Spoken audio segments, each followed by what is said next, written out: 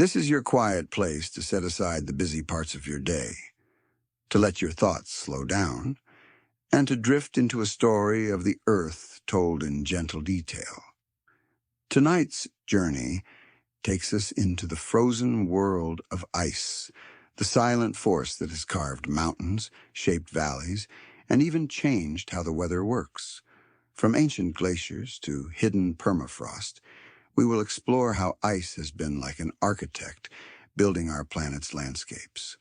Before we begin, I would love to know where you are listening from. It is always amazing to see the many corners of the world that gather here in this calm space. If you enjoy this video, a kind like and a gentle tap on subscribe would mean a lot. And to those of you who are already subscribed, thank you deeply for coming back time and again to join these quiet journeys. Now, I do hope this video is not so interesting that it keeps you wide awake, but if it does, at least you might drift off later with your head full of glaciers and icebergs instead of tomorrow's to-do list. So, settle in, let your mind rest, and let me ask you this. What if the frozen silence beneath your feet was not just stillness, but a memory of the earth itself? Ice is more than frozen water. It is a storyteller of deep time, a sculptor of continents, and a quiet controller of the weather. When you picture the world covered in white during an ice age, you're seeing not just a frozen land, but the planet going through one of its most amazing changes. Entire mountain ranges have been carved smooth by glaciers, and huge plains have been reshaped under the weight of ice sheets that once stretched across half a continent. Ice is also a record keeper. Locked within its layers are bubbles of ancient air, traces of volcanic eruptions, and delicate signals of past weather. By reading these frozen records, scientists can trace the breadth of the planet back hundreds of thousands of years, learning not just what the Earth was like, but why it changed. And though it seems still, ice is never truly quiet. A glacier is a slow river flowing under its own huge weight. Crevasses open like scars. Icebergs crash with thunder into the sea, and frozen rivers inch their way down valleys at a pace almost too slow for human eyes. This gentle, never-ending movement is what makes ice such a powerful force, quiet, patient, and unstoppable. Yet ice is not only a leftover from the past, it is a living part of the present, shaping coastlines, feeding rivers, and cooling the planet through its bright reflection. Its presence, or its absence, changes the balance of weather across the globe. What happens in Antarctica or Greenland can ripple into the monsoons of Asia, the droughts of Africa, and the rising seas that reach every shore. In this journey, we will wander through the frozen landscapes of the world, the glaciers of the mountains, the vast sheets that cover entire continents, the permafrost that holds ancient secrets, and the fragile sea ice that floats with the polar winds. Together, they are not only reminders of a colder Earth, but active players in shaping the one we live in now. As we explore these frozen realms, the question hangs in the air. Are we living at the end of the age of ice, or simply another chapter in its long, silent story? Long before people walked the earth, long before forests swayed or oceans filled with whales, there was ice, not the scattered patches we see on mountaintops today, but vast, unthinkable stretches that wrapped the entire planet in a frozen shell. To imagine this beginning is to step into the very deep past when Earth itself was still experimenting with weather and landscapes, still testing the balance between warmth and cold. Ice first appeared on Earth billions of years ago. Our planet formed hot, a molten ball glowing in the dark. But as it cooled, water condensed to form oceans, clouds gathered, and the first hints of frozen crystals formed wherever temperatures dropped. Early evidence suggests that icy conditions existed, As far back as 2 billion years ago, when the sun was weaker than it is now, yet even under that fainter sun, Earth sometimes managed to keep its waters liquid thanks to greenhouse gases in the air. It was a fragile balance. One shift too far and the planet tipped into freeze. The most dramatic of these plunges is known today as snowball Earth. Picture it. The oceans locked under kilometers of ice, continents buried beneath thick white sheets, and temperatures so low that even the tropics lay silent and frozen. These snowball episodes are thought to have happened multiple times, the most famous taking place around 700 million years ago. Evidence comes from rocks in Namibia and Canada that show signs of glacial movement right at the equator, scars left by ice where no ice should have been. What could have plunged Earth into such a state? The answer lies in feedback loops. When ice spreads, it reflects sunlight back into space. This is known as albedo. More ice means less heat absorbed, which means colder temperatures, which means even more ice. It is a runaway train of cooling. Once the process began, it may have covered nearly the whole globe. For tens of millions of years, Earth sat in this frozen stillness, the atmosphere thin and cold, the ocean sealed away beneath a solid roof. And yet, life endured. Tiny microbes huddled in pockets beneath the ice, near volcanic vents, or wherever a drop of liquid water remained.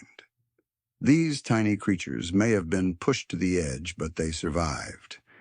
And in doing so, they proved life's remarkable toughness.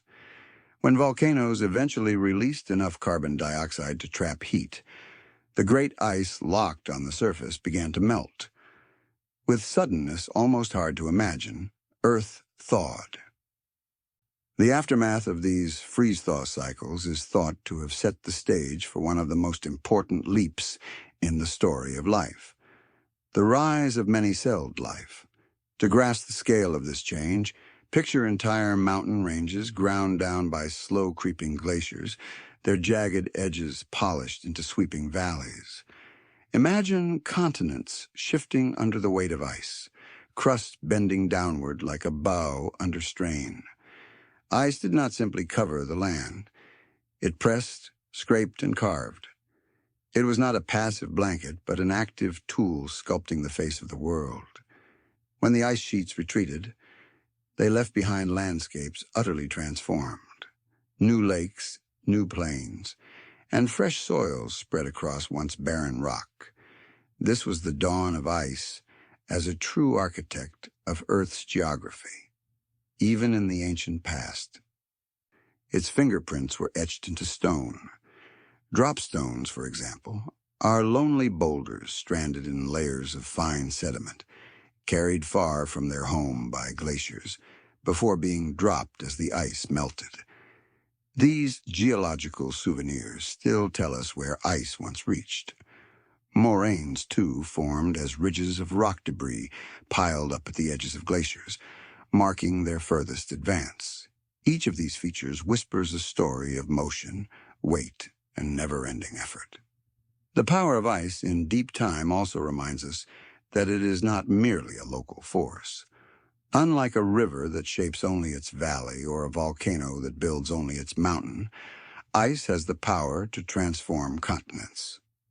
In the snowball Earth phases, it shaped the entire planet's surface at once.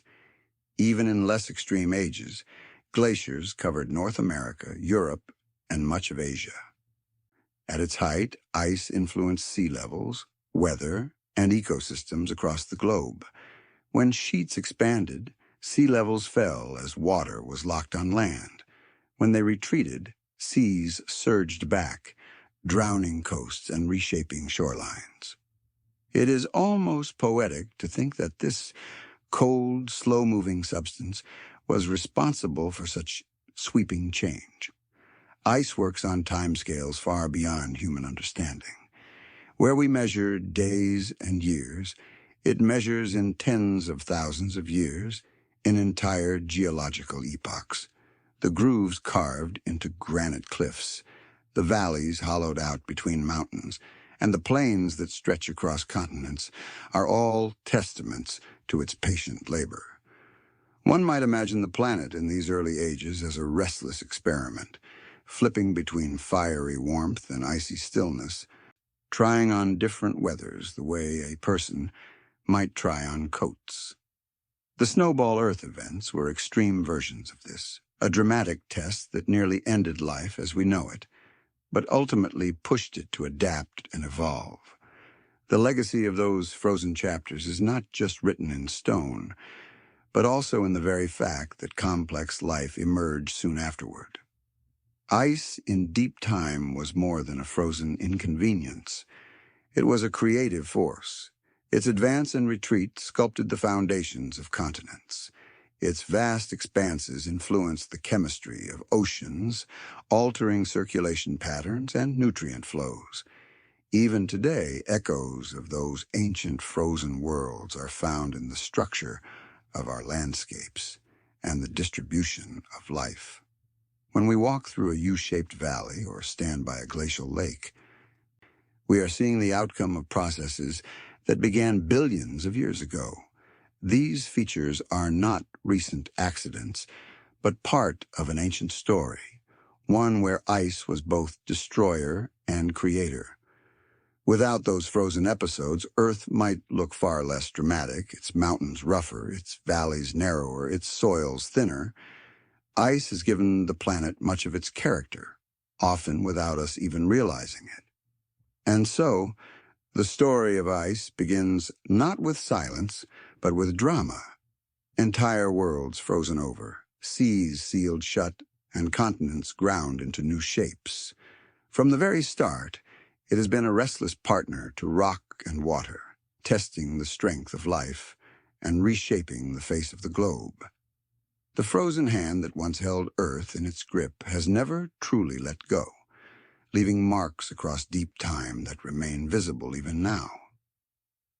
A glacier does not arrive on the landscape in an instant. It is not born with a sudden crack or collapse. Instead, it emerges slowly, almost invisibly, from the quiet layering of snow upon snow. Year after year, storm after storm, delicate crystals fall from the sky, each one tiny and temporary, but together forming something immense and lasting. What begins as a soft winter blanket can, with time and pressure, become a river of ice powerful enough to grind mountains to dust. The first step in this change is accumulation. In high mountain valleys or near the poles where summers are too short or too cool to melt all the winter snowfall, layers of snow begin to linger. The following year, new snow piles on top of the old, and the process repeats. At first, the snow remains light and airy, a frosty quilt.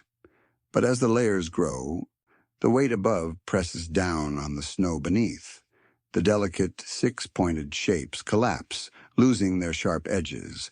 The air between flakes is squeezed out, and the snow becomes denser and rougher. After a few seasons, this compacted layer is no longer snow in the ordinary sense.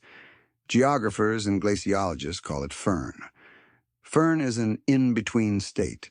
Not quite snow, not yet solid ice. Imagine walking on it and feeling the crunch give way to something more resistant, almost as if the ground itself has begun to harden. Firn grains are rounded, icy pellets that continue to pack together under pressure, and as they fuse, they begin to resemble true glacial ice. Given enough time and enough snowfall, this change deepens. The firn compresses further, air bubbles are trapped, and the material becomes clear, dense ice. In mountain regions, this change might take decades. In polar areas where accumulation is slower, it may take centuries. But once it happens, once the weight grows beyond a certain point, the ice begins to move.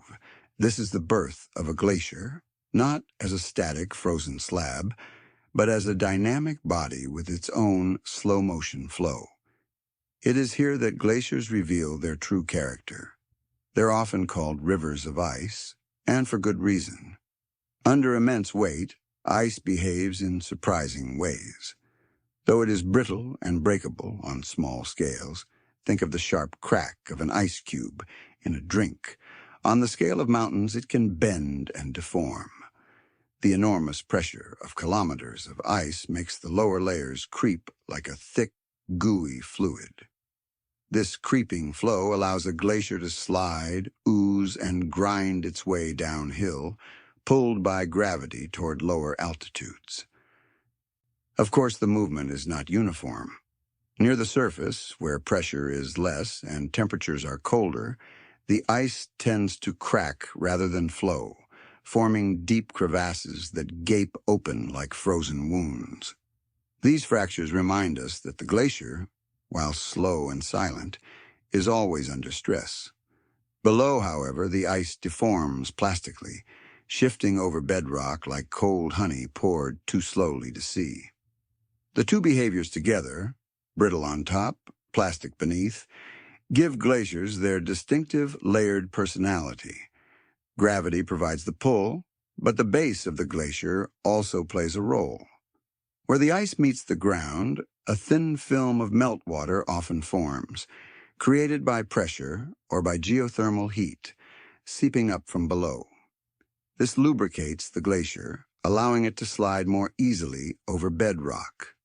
In some regions, whole glaciers surge forward, advancing rapidly when lubrication increases, then slowing again when conditions shift. The result is a landscape always in motion, though the pace is too slow for an impatient observer to notice. To give a sense of scale, many glaciers move only a few centimeters to a few meters each day. That is glacial speed. The very phrase has become a metaphor for slowness. Yet measured across centuries, these rivers of ice travel astonishing distances, carving valleys, pushing debris, and redrawing the land. Their progress is not rushed, but their impact is immense. The story of how glaciers form also includes the delicate balance between accumulation and ablation. Accumulation is the input, the snowfall added each year. Ablation is the output, the melting, evaporation, and calving of icebergs that takes material away. A glacier survives only when input outweighs output. If melting exceeds snowfall, the glacier retreats. If snowfall dominates, the glacier grows. In this way, a glacier is like a ledger book recording the balance of climate in ice.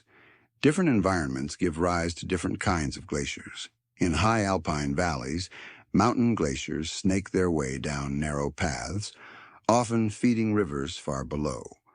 On polar plateaus, ice sheets spread across vast expanses, their weight so great that they deform the very crust of the earth. Regardless of size, they all begin the same way, with the humble accumulation of snow compacted over time into ice that begins to creep under its own weight. The transformation from snowfall to glacier also traps tiny records of the atmosphere. As firn becomes ice, bubbles of air are sealed within. These are time capsules, preserving samples of ancient atmospheres that scientists can later study. Each bubble tells of the air that once swirled above the snow, of the gases that filled the sky, of volcanic eruptions, forest growth, and the breath of ancient oceans. Thus, the birth of a glacier is also the birth of a memory, frozen into place for thousands of years.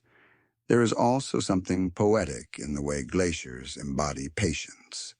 Snowflakes, fleeting and delicate, last only moments in the air before melting or vanishing. But when they fall in the right place, at the right altitude, they become part of something larger.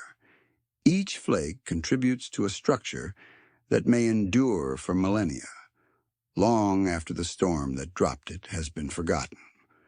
The glacier is a monument built grain by grain, a cathedral of ice assembled by weather and time. To stand at the edge of a glacier and know this story is to see more than ice. It is to see the steady hand of climate, the slow alchemy that transforms snowfall into rivers of frozen stone. The gleaming surface, riddled with crevasses and meltwater streams, hides the centuries of quiet labor beneath. Every shimmering wall of blue ice began as a fragile flake, a reminder that even the smallest and softest of beginnings can accumulate into forces that shape the earth. When a glacier finally takes shape, sliding down valleys or spreading outward across plains, it announces itself not with noise but with presence. Mountains bear the marks of its passing.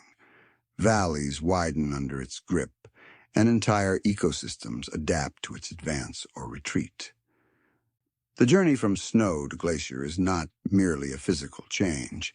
It is the unfolding of a process that is repeated across epochs, turning delicate winter snowfall into rivers of ice capable of carving the bones of continents. Ice is more than a frozen presence on the land. It is a sculptor with a patient hand and a steady chisel. Over tens of thousands of years, glaciers carve into rock, scrape across plains, and reshape entire landscapes in ways that water or wind alone could never achieve. Where it flows, it leaves behind valleys and lakes, ridges and hills, each one a signature of its slow yet relentless artistry. To look at these features today is to glimpse the silent work of ice, a craftsman that takes millennia to complete a masterpiece. One of the most distinctive forms created by glaciers is the U-shaped valley. Unlike rivers, which tend to slice through bedrock in narrow V-shaped gorges, glaciers fill entire valleys with ice. As they move, they grind against both the floor and the sides of the valley, widening it and smoothing it into a sweeping U. Imagine standing in Yosemite Valley in California.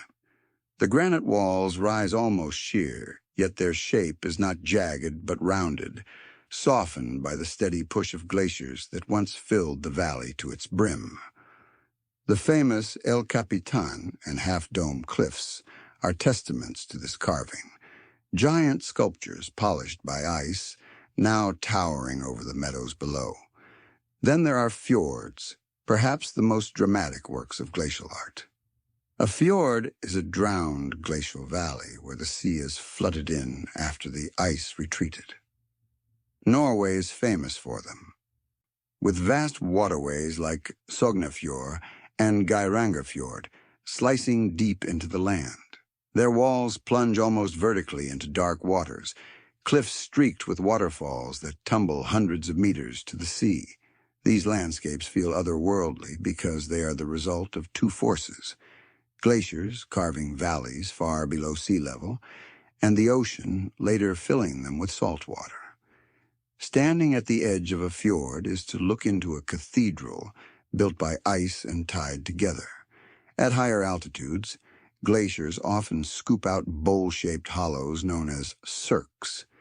These amphitheater-like basins are where many glaciers are born, collecting snow and ice that feeds the slow river below.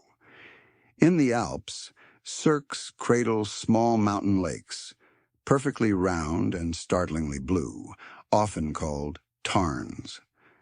They resemble delicate fingerprints of ice tucked into the shoulders of peaks. Each one is a reminder that glaciers not only shape the broad strokes of continents, but also carve out intimate hidden spaces where water and rock meet in harmony. As glaciers advance, they act like giant conveyor belts, picking up debris, boulders and sand, carrying them along in the ice. When they eventually melt, they drop this load in great ridges called moraines. Moraines can be found marking the former edges of glaciers across the world. In New England, for example, Long Island itself is essentially a moraine left behind by the Laurentide ice sheet at the end of the last ice age. In Switzerland, curved ridges of rock and soil trace the outlines of long-gone glaciers, like ancient maps etched into the land. Moraines are not dramatic cliffs or deep valleys, but they are quiet records of how far the ice once reached. Beyond these features, ice also scours and polishes the very bedrock. Glacial striations, long scratches gouged into stone, can be seen on exposed surfaces in Canada, Scotland, and Finland. These grooves tell the direction the ice once flowed, like arrows frozen into the landscape. In other places, entire fields of erratics, enormous boulders transported far from their source, rest stranded in meadows looking as though a giant hand randomly scattered them. One of the most famous is the Pierre Abot in Switzerland, carried by ice from the Mont Blanc Massif and abandoned in a valley miles away. What makes glacial landscapes especially striking is the contrast they produce. U-shaped valleys are wide and gentle, yet they often end in sharp ridges or peaks where the ice carved deeply around the sides. Fjords combine the softness of water with the severity of vertical cliffs. Cirques are serene hollows nestled beneath dramatic mountain walls. Each form holds a tension between strength and calm, destruction and beauty. Ice erodes, but in doing so it creates some of the most breathtaking scenery on Earth. Imagine walking through a glacial valley just after dawn. Mist curls along the valley floor, rivers shimmer where meltwater flows, and towering cliffs glow golden with the rising sun. Every curve of the valley walls, every polished slab of granite speaks of ice's long passage. Or picture drifting quietly in a kayak on a Norwegian fjord, the water black and still beneath you, the cliffs rising like immense frozen waves on either side. Waterfalls plunge from high ledges, their spray vanishing before it touches the sea. These sights carry a sense of both grandeur and intimacy, the grandeur of scale, the intimacy of detail carved grain by the creeping glacier. Even in smaller examples, the artistry is clear. In Scotland's Highlands, countless glens trace the paths of vanished glaciers, their rounded shapes giving the land its distinctive rolling character. In Patagonia, where glaciers still descend toward the sea, one can watch the process unfold in real time. Ice carving into turquoise lakes, valleys deepening with each century. To witness a glacier at work is to see geography in motion, though so slow that the human eye cannot catch it without patient study. There is also a hidden side to this sculpting. Beneath the glacier, where ice grinds rock into fine powder, something remarkable is created: glacial flour.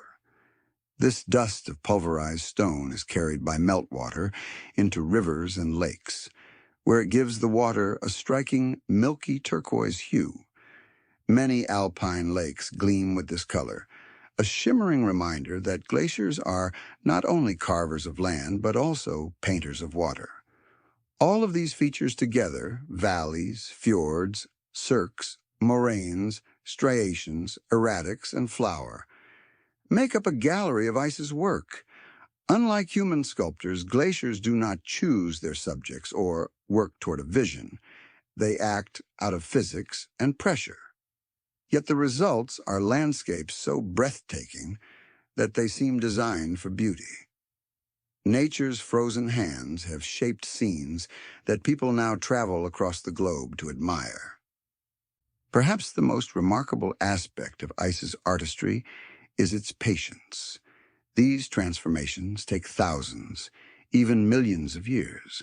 Each scratch in stone, each widened valley is the product of endless repetition. Snow falling, ice pressing, rock grinding.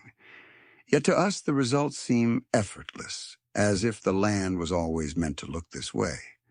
That combination of slowness and inevitability is what gives glacial landscapes their unique atmosphere. They feel timeless, older than memory, yet alive with the marks of motion. So when you find yourself in a valley with sheer sweeping walls, or gazing into the mirrored depths of a fjord, you're standing inside the sculpture of ice.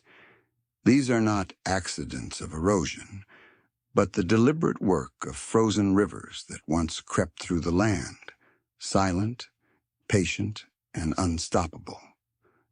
Glaciers have been the artisans of Earth, chiseling and polishing until the continents bore their signature. And though many of the glaciers have now retreated, their remains are written across mountains, coasts, and valleys in lines of stone and water. When speaking of ice, it is impossible not to turn to the true giants of the frozen world, the ice sheets of Antarctica and Greenland. These are not simple glaciers winding down a valley, nor even grand fjords carved into a coast. They are vast blankets of ice that cover entire regions, so immense that they reshape the very planet beneath them. Together, they hold nearly the entire store of the Earth's fresh water, locked away in frozen form. If all of this ice were to melt, seas would rise by more than 60 meters, flooding cities, swallowing coastlines, and rewriting maps. Their presence is not merely impressive, it is planetary in scale. Antarctica, the larger of the two, is the coldest, driest, and windiest continent on Earth. Beneath its endless white expanse lies a land the size of Australia. Yet nearly all of it is hidden under kilometers of ice. The Antarctic ice sheet contains over 90% of the world's fresh water. At its thickest, the ice reaches more than 4 kilometers deep, pressing down on the bedrock so heavily that much of the continent actually lies below sea level, depressed by the colossal weight. The idea that a substance we often think of as fragile, ice, could weigh so heavily on the Earth that it bends the crust is staggering. Greenland, though smaller, is no less extraordinary. Its ice sheet covers roughly 80% of the island, a frozen plateau stretching across the Arctic. Like Antarctica, the Greenland ice is thick enough to push the land down beneath its weight. And though Greenland contains less ice than Antarctica, it is melting more rapidly. This makes it one of the key players in discussions about rising seas.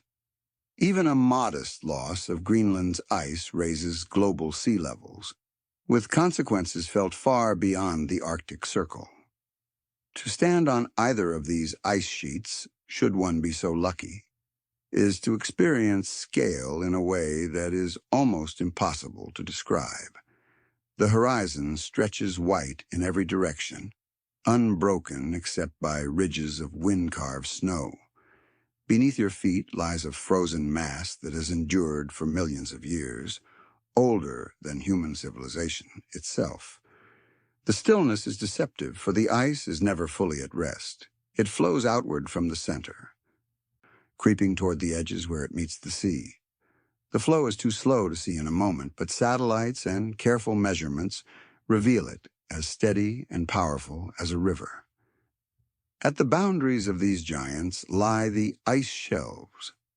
These are floating extensions of the ice sheets, vast slabs that stretch out over the ocean, anchored to the land but buoyed by seawater.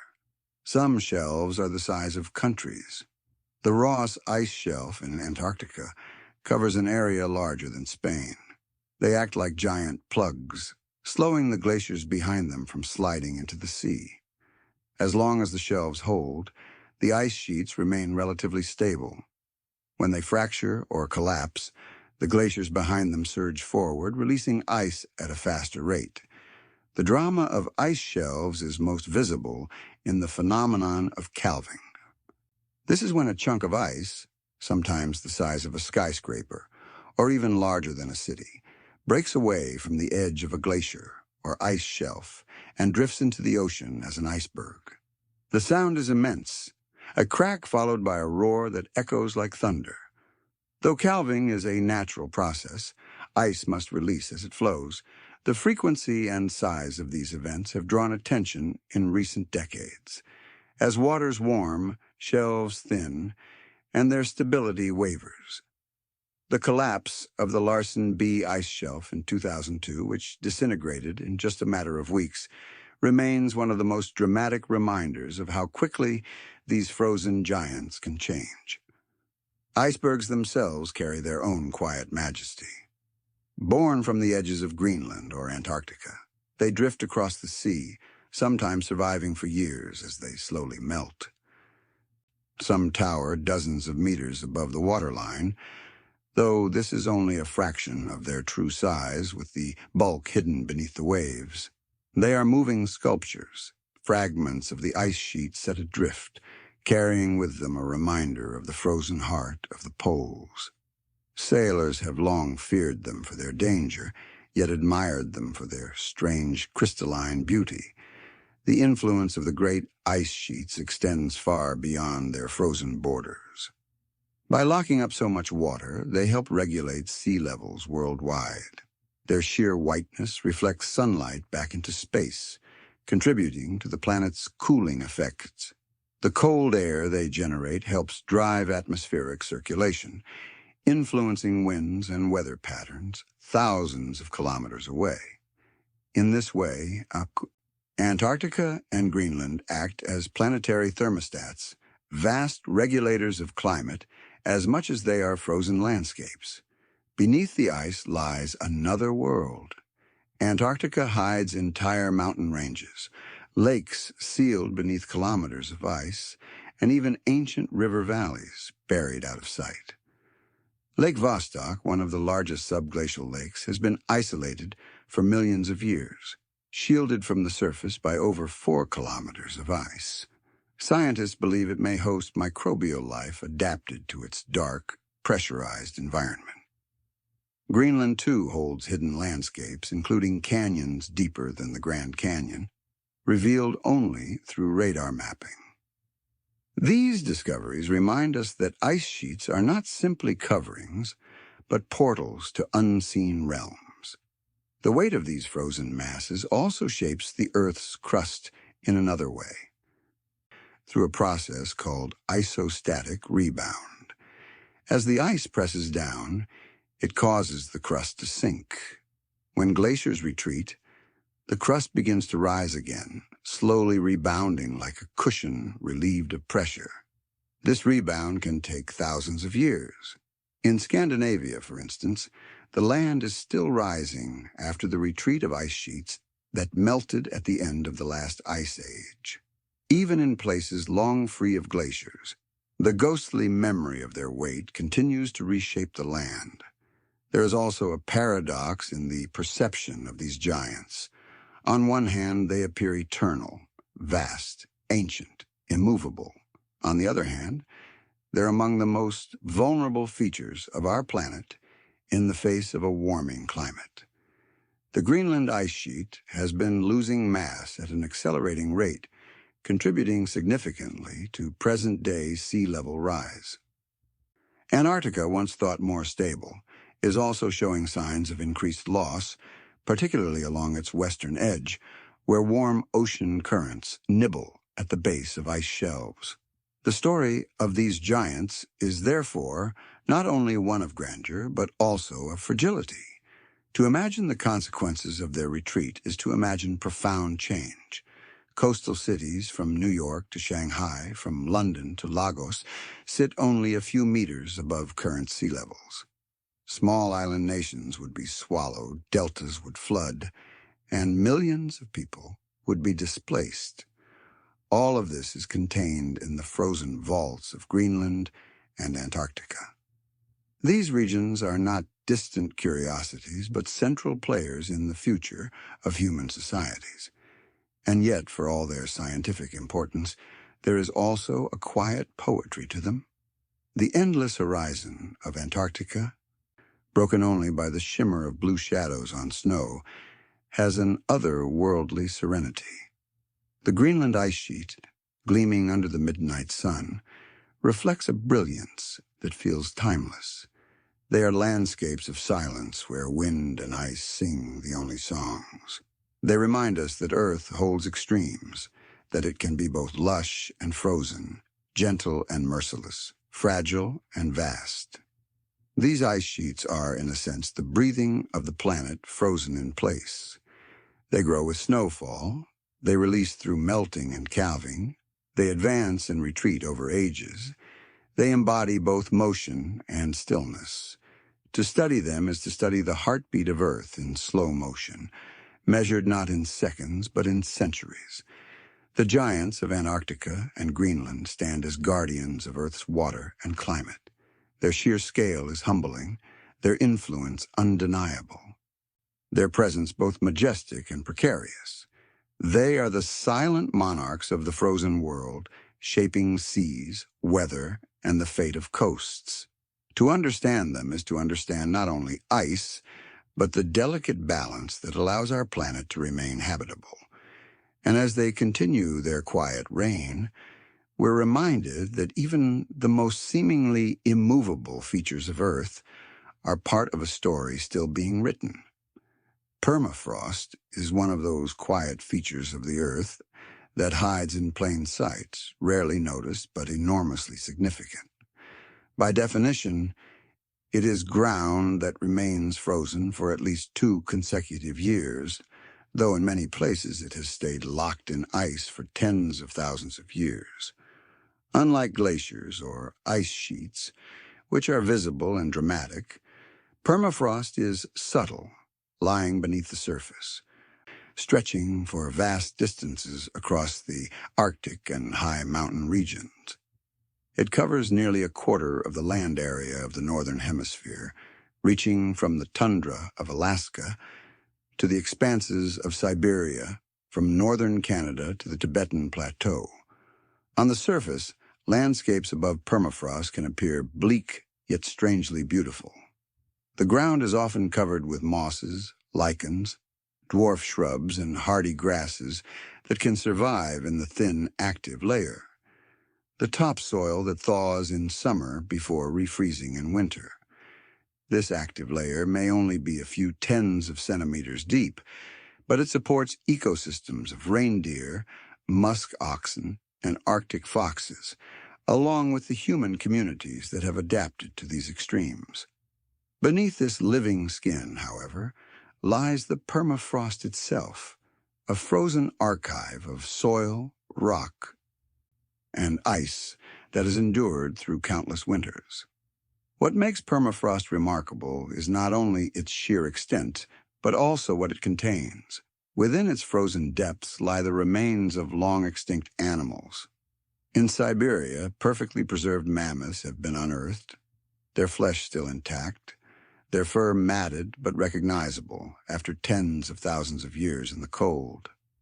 Some specimens are so well preserved that scientists have been able to analyze their DNA, reconstruct their diets, and even imagine, with cautious science, the possibility of de-extinction.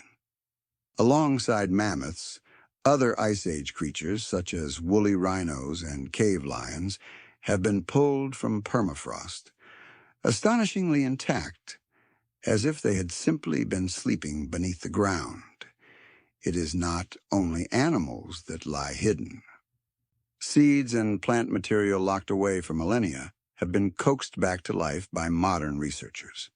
In one striking case, Russian scientists revived a plant called Silene stenophylla from tissue frozen for over 30,000 years. The plant bloomed and produced seeds as if no time had passed at all. These frozen vaults are not just curiosities, but time capsules, preserving a record of ecosystems long vanished. In this sense, permafrost acts as both a freezer and a library, storing fragments of a world otherwise lost to history. Permafrost also contains something far less charming: enormous quantities of organic matter. When plants and animals die in the Arctic, they often do not fully decompose because the cold halts the process.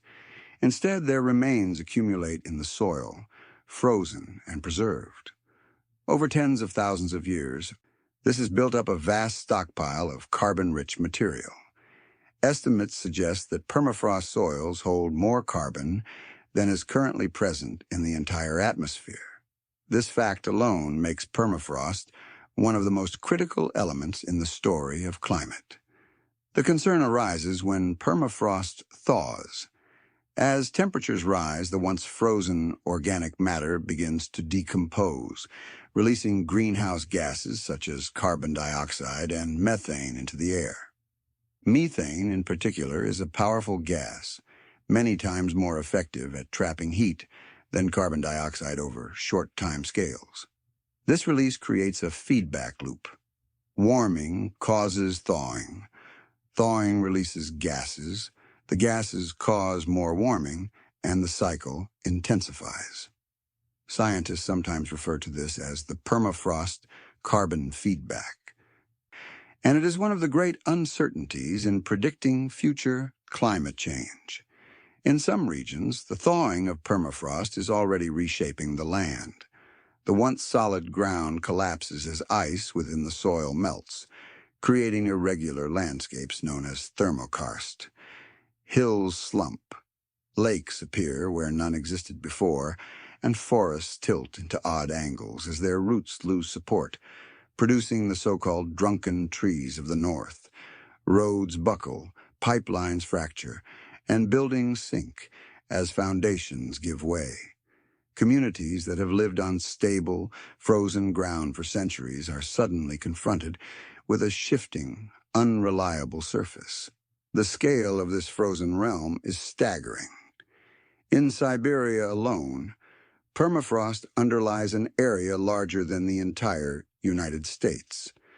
Across the circumpolar north, it stores nearly twice as much carbon as the atmosphere. Yet despite its importance, permafrost is not uniform. In some places, it lies only a meter or two below the surface, while in others, it can extend hundreds of meters deep. In certain valleys of Siberia, it has persisted for over 500,000 years, a frozen witness to ice ages and interglacials alike. Beyond carbon, thawing permafrost raises other concerns. Microbes and viruses, long dormant, may be released. While most will pose no risk, the possibility exists that some ancient pathogens could revive. A notable case occurred in 2016 when a heat wave in northern Siberia thawed permafrost and exposed the carcass of a reindeer infected with anthrax decades earlier. Spores spread, infecting both people and animals. Incidents like this remind us that permafrost does not only preserve the past, it can reintroduce it in unexpected ways. Yet despite these ominous aspects, permafrost landscapes hold a certain austere beauty. In summer, the shallow thaw allows bursts of wildflowers to bloom across tundra plains, creating patches of color against the muted greens and browns. Herds of caribou migrate across vast distances, guided by instincts honed over millennia. Rivers meander through valleys cut into frozen soils, their banks lined with willows no taller than a person's knee. These places feel timeless, shaped by cycles of freeze and thaw, silence and brief abundance. For the people who call these regions home, permafrost is both challenge and foundation.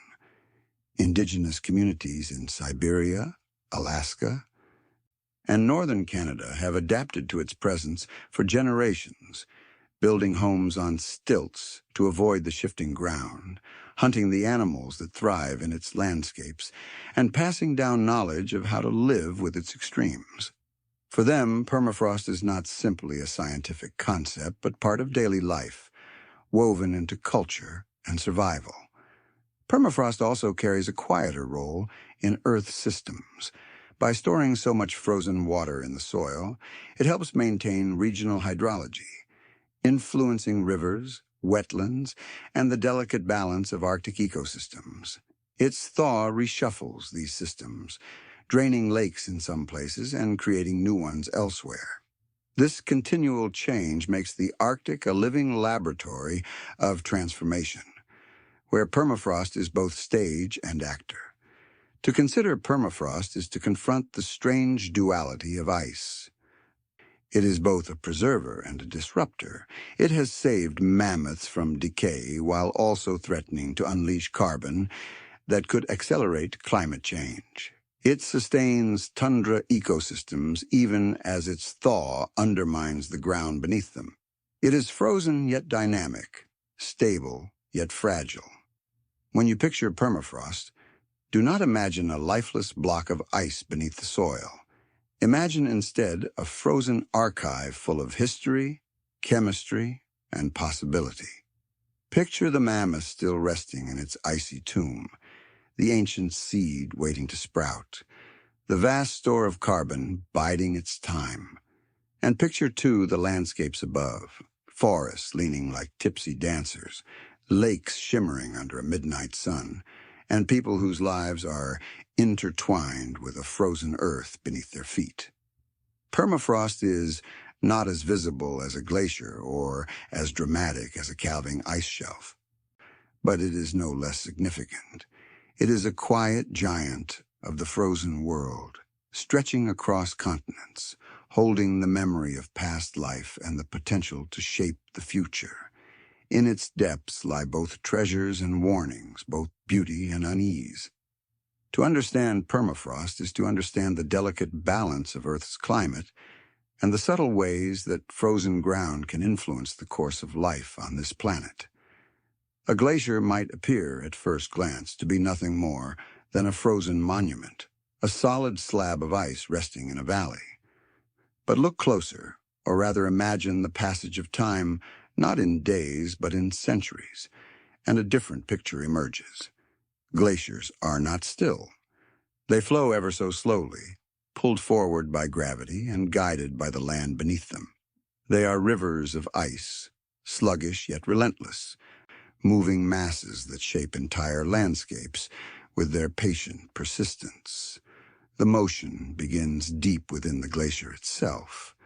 At the surface, ice looks brittle, and indeed it cracks easily. But under the immense weight of kilometers of snow and ice pressing down, something extraordinary happens. Ice, though solid, can behave like a very thick, gooey fluid when under sustained pressure. Molecules rearrange themselves, sliding past each other, allowing the glacier to deform and creep. This creeping movement is what allows the glacier to flow downhill, following the path of least resistance, carving into valleys or spreading outward across plains. In mountain regions, this flow takes on dramatic forms. Imagine a glacier spilling from a cirque, winding its way down a valley like a frozen river.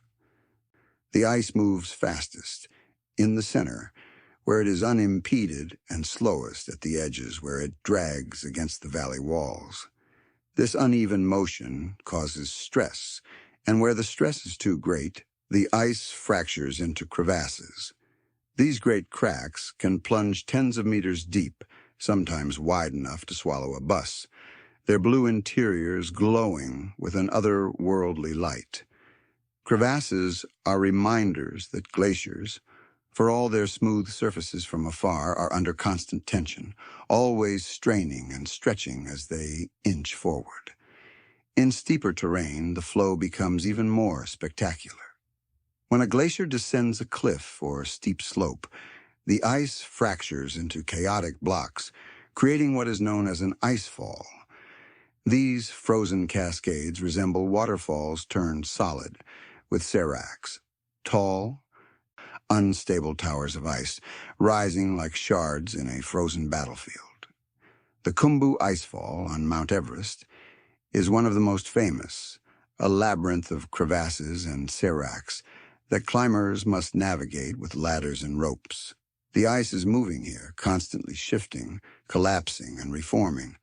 To traverse it is to step into a landscape that seems frozen, but is in truth never at rest. Most of the time, glaciers flow at what seems to us a glacial pace, a phrase that has become a synonym for slowness. A typical valley glacier may advance only a few centimeters to a few meters in a single day. Watch it with the naked eye, and it feels as if nothing changes. Yet measured across seasons, years, or centuries, the transformation is immense.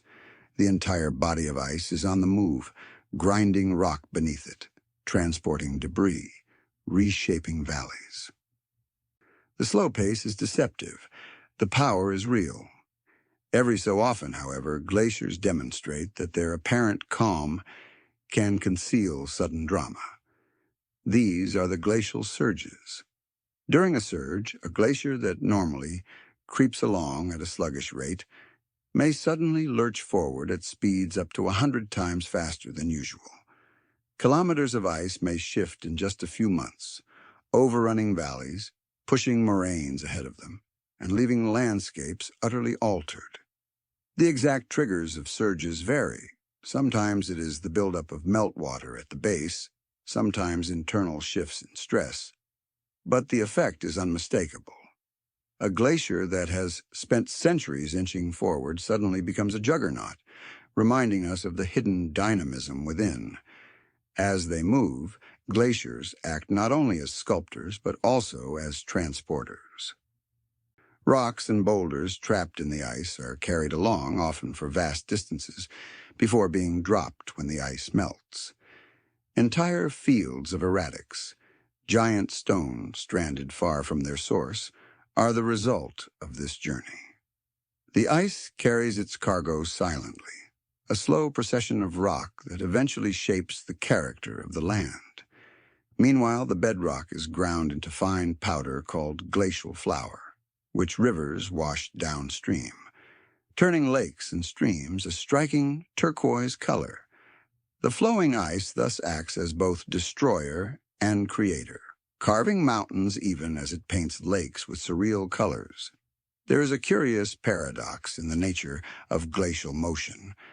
On one hand, glaciers embody slowness. They creep so gradually that human lifespans hardly register their progress. On the other hand, their power is immense. They can carve valleys kilometers wide, move mountains of rock, and alter coastlines. The combination of slow patience and overwhelming force makes them unique among Earth's natural processes. Rivers may roar, volcanoes may explode, but glaciers achieve their transformations quietly, steadily, and with unmatched persistence. This balance of stillness and power also shapes how we perceive them. From a distance, a glacier may look peaceful, a gleaming tongue of white nestled among mountains. Up close, the creaking and cracking of shifting ice remind us that it is alive with movement. Spend enough time near one, and you may hear sudden groans as stresses release or witness ice collapsing into a crevasse with a muffled thud. These are the voices of a river that speaks in the language of pressure and fracture, a dialogue between gravity and frozen water. The sheer scale of glacial flow is difficult to comprehend without stepping back in time. Over the course of an ice age, glaciers have advanced across continents, covering thousands of kilometers. The Laurentide ice sheet, for example, once sprawled over North America, its ice flowing southward and sculpting the Great Lakes. The lakes themselves are remnants of this flow, basins gouged by ice and filled with meltwater. What we see as familiar landscapes today are simply pauses in the longer motion of glaciers, frozen rivers that have come and gone over cycles stretching hundreds of thousands of years.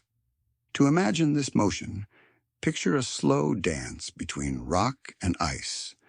The glacier pushes forward, carving into the mountain.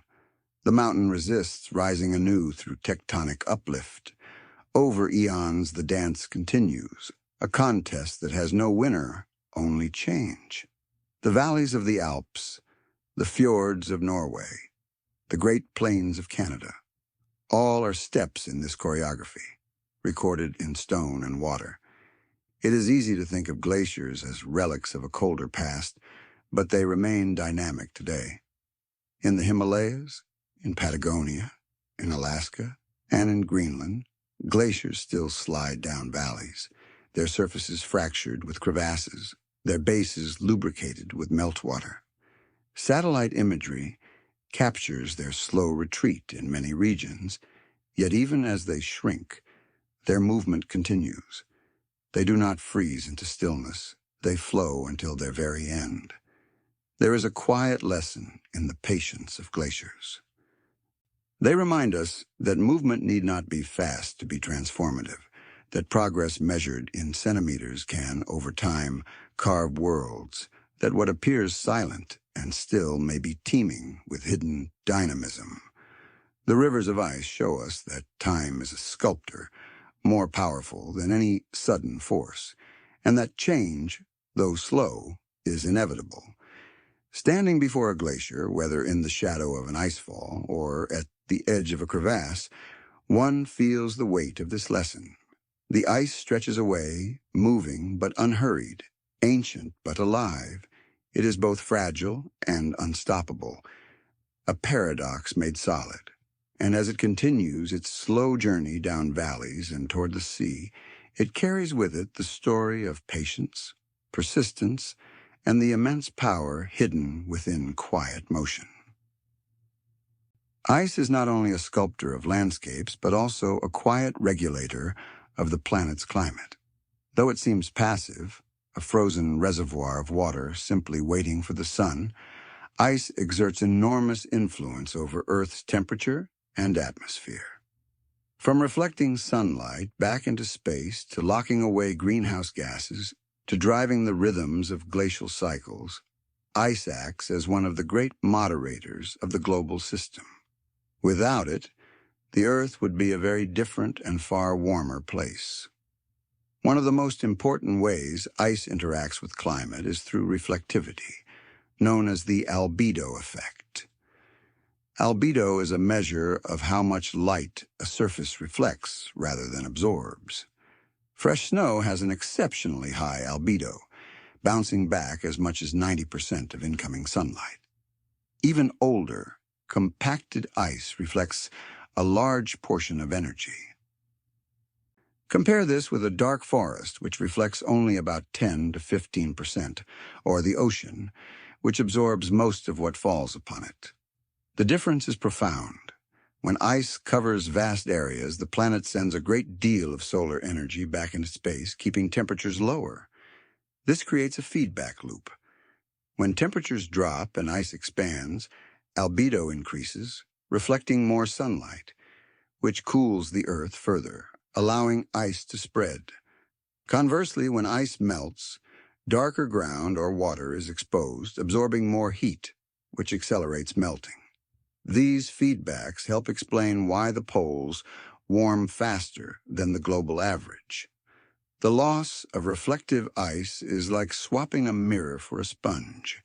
The planet suddenly soaks up more energy, tilting the balance toward warming. The albedo effect is not a small influence. It is central to the planet's climate stability. During the Great Ice Ages, when glaciers covered much of North America and Europe, Earth was significantly cooler, in part because so much light was being reflected away.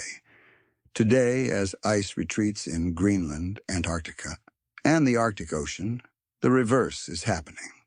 Sea ice loss, in particular, has a magnified effect since it exposes dark seawater that absorbs heat and further disrupts polar climates. But ice's role does not stop with reflectivity.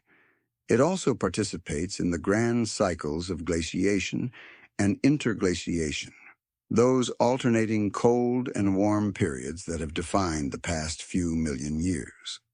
These cycles are paced by subtle changes in Earth's orbit and tilt, known as Milankovitch cycles.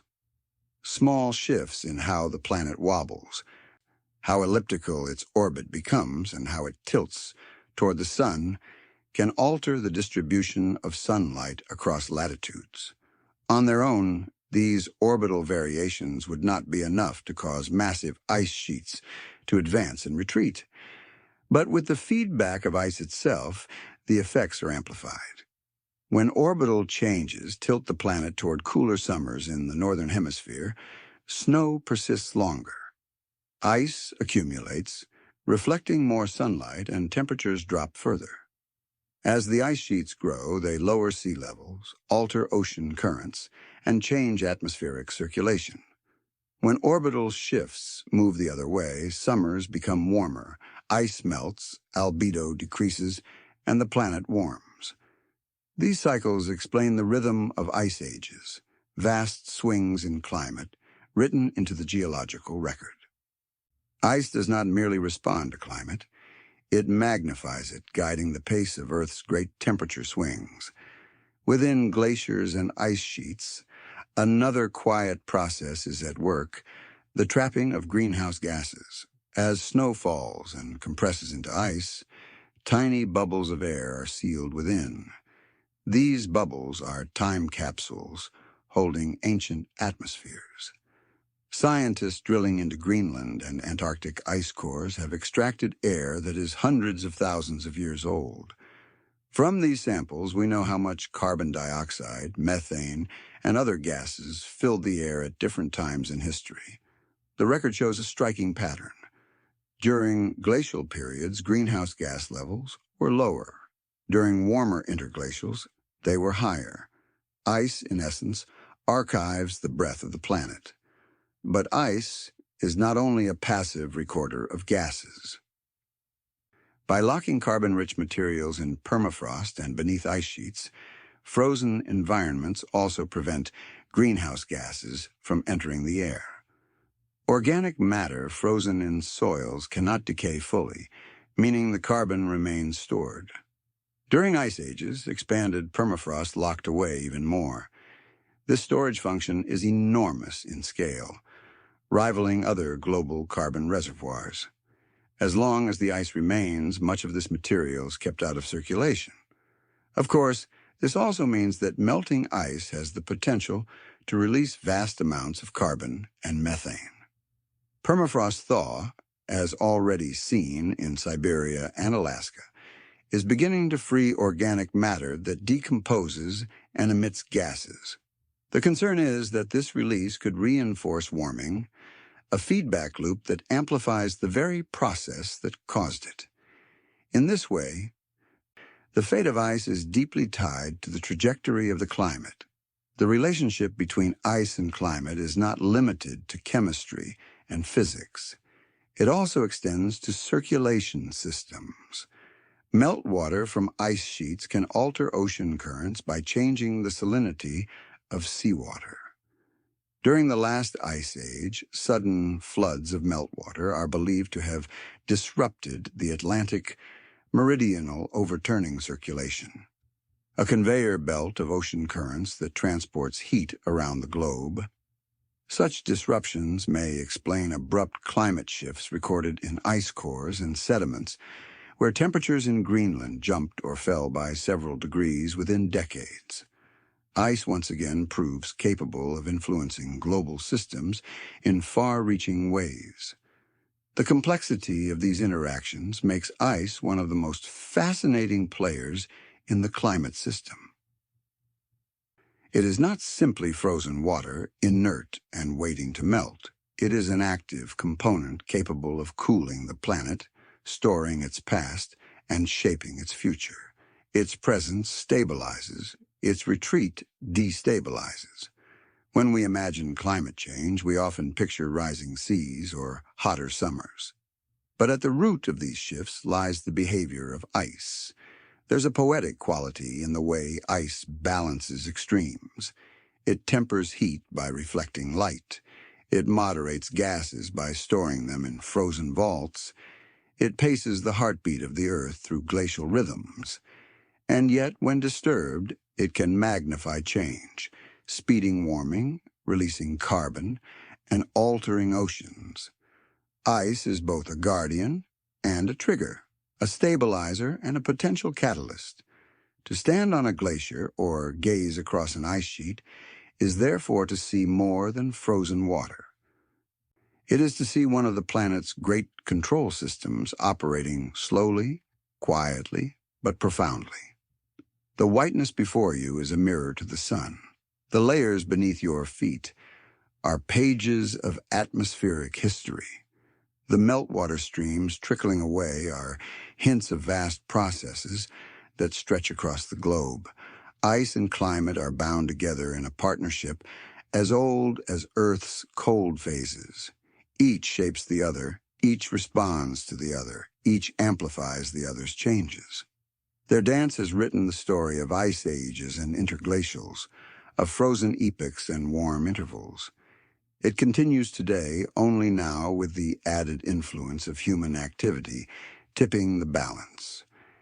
As we look at the frozen parts of our world, we're not just admiring scenery, but witnessing one of the planet's most powerful regulators at work. Ice is climate made visible. Climate you can touch, climate you can hear creaking and cracking as glaciers move. Its presence cools us, its retreat warns us, and its cycles remind us that Earth's climate has never been static.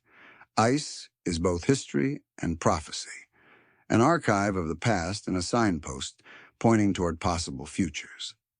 At first glance, glaciers and frozen landscapes appear barren, lifeless, and utterly inhospitable. To the casual observer, they are blank slates of white and blue, dominated by silence and cold. Yet beneath the surface, within the ice and around its edges, lies a surprising abundance of life. From microbes thriving in darkness to animals perfectly tuned to endure extreme cold, and even humans carving out survival against the odds, the frozen realm is anything but empty. It is, in its own way, a vibrant ecosystem that has found ways to flourish in conditions that seem impossible. Begin with the smallest inhabitants, the microbes. Deep beneath glaciers, where light never reaches and temperatures remain below freezing, microbial communities have adapted to survive. They feed not on sunlight, but on minerals and chemical reactions, eking out energy from the tiniest of resources.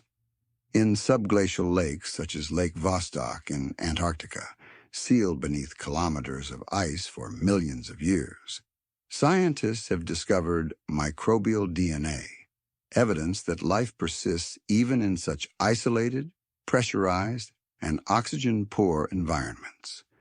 These organisms rewrite our understanding of where life can exist. If bacteria can survive in the dark belly of a glacier, it suggests that frozen worlds elsewhere in the solar system, places like Europa or Enceladus, might also harbor life.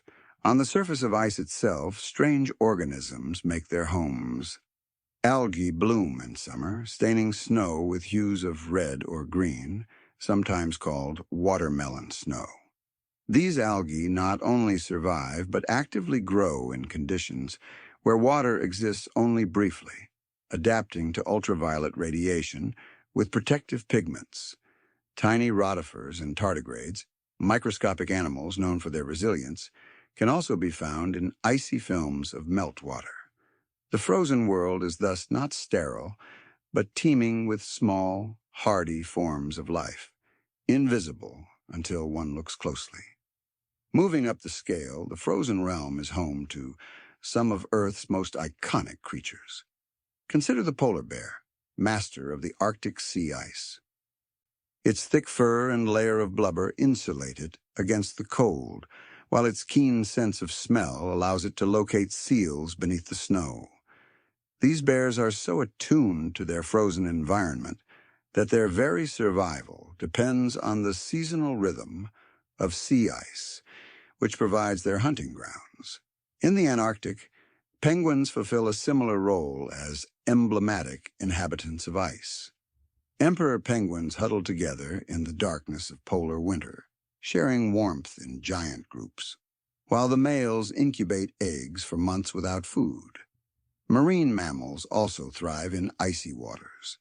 Seals haul out on floes to rest and rear their young. Walruses crowd onto beaches and ice edges, and whales migrate through frigid seas rich with krill. Narwhals, with their long spiral tusks, dive deep beneath the ice to hunt fish in Arctic waters. Beluga whales, pale as the ice itself, navigate through leads and cracks in frozen seas. These animals are not merely surviving, but thriving in environments where humans would perish without heavy protection. Birds, too, have made these cold places their homes.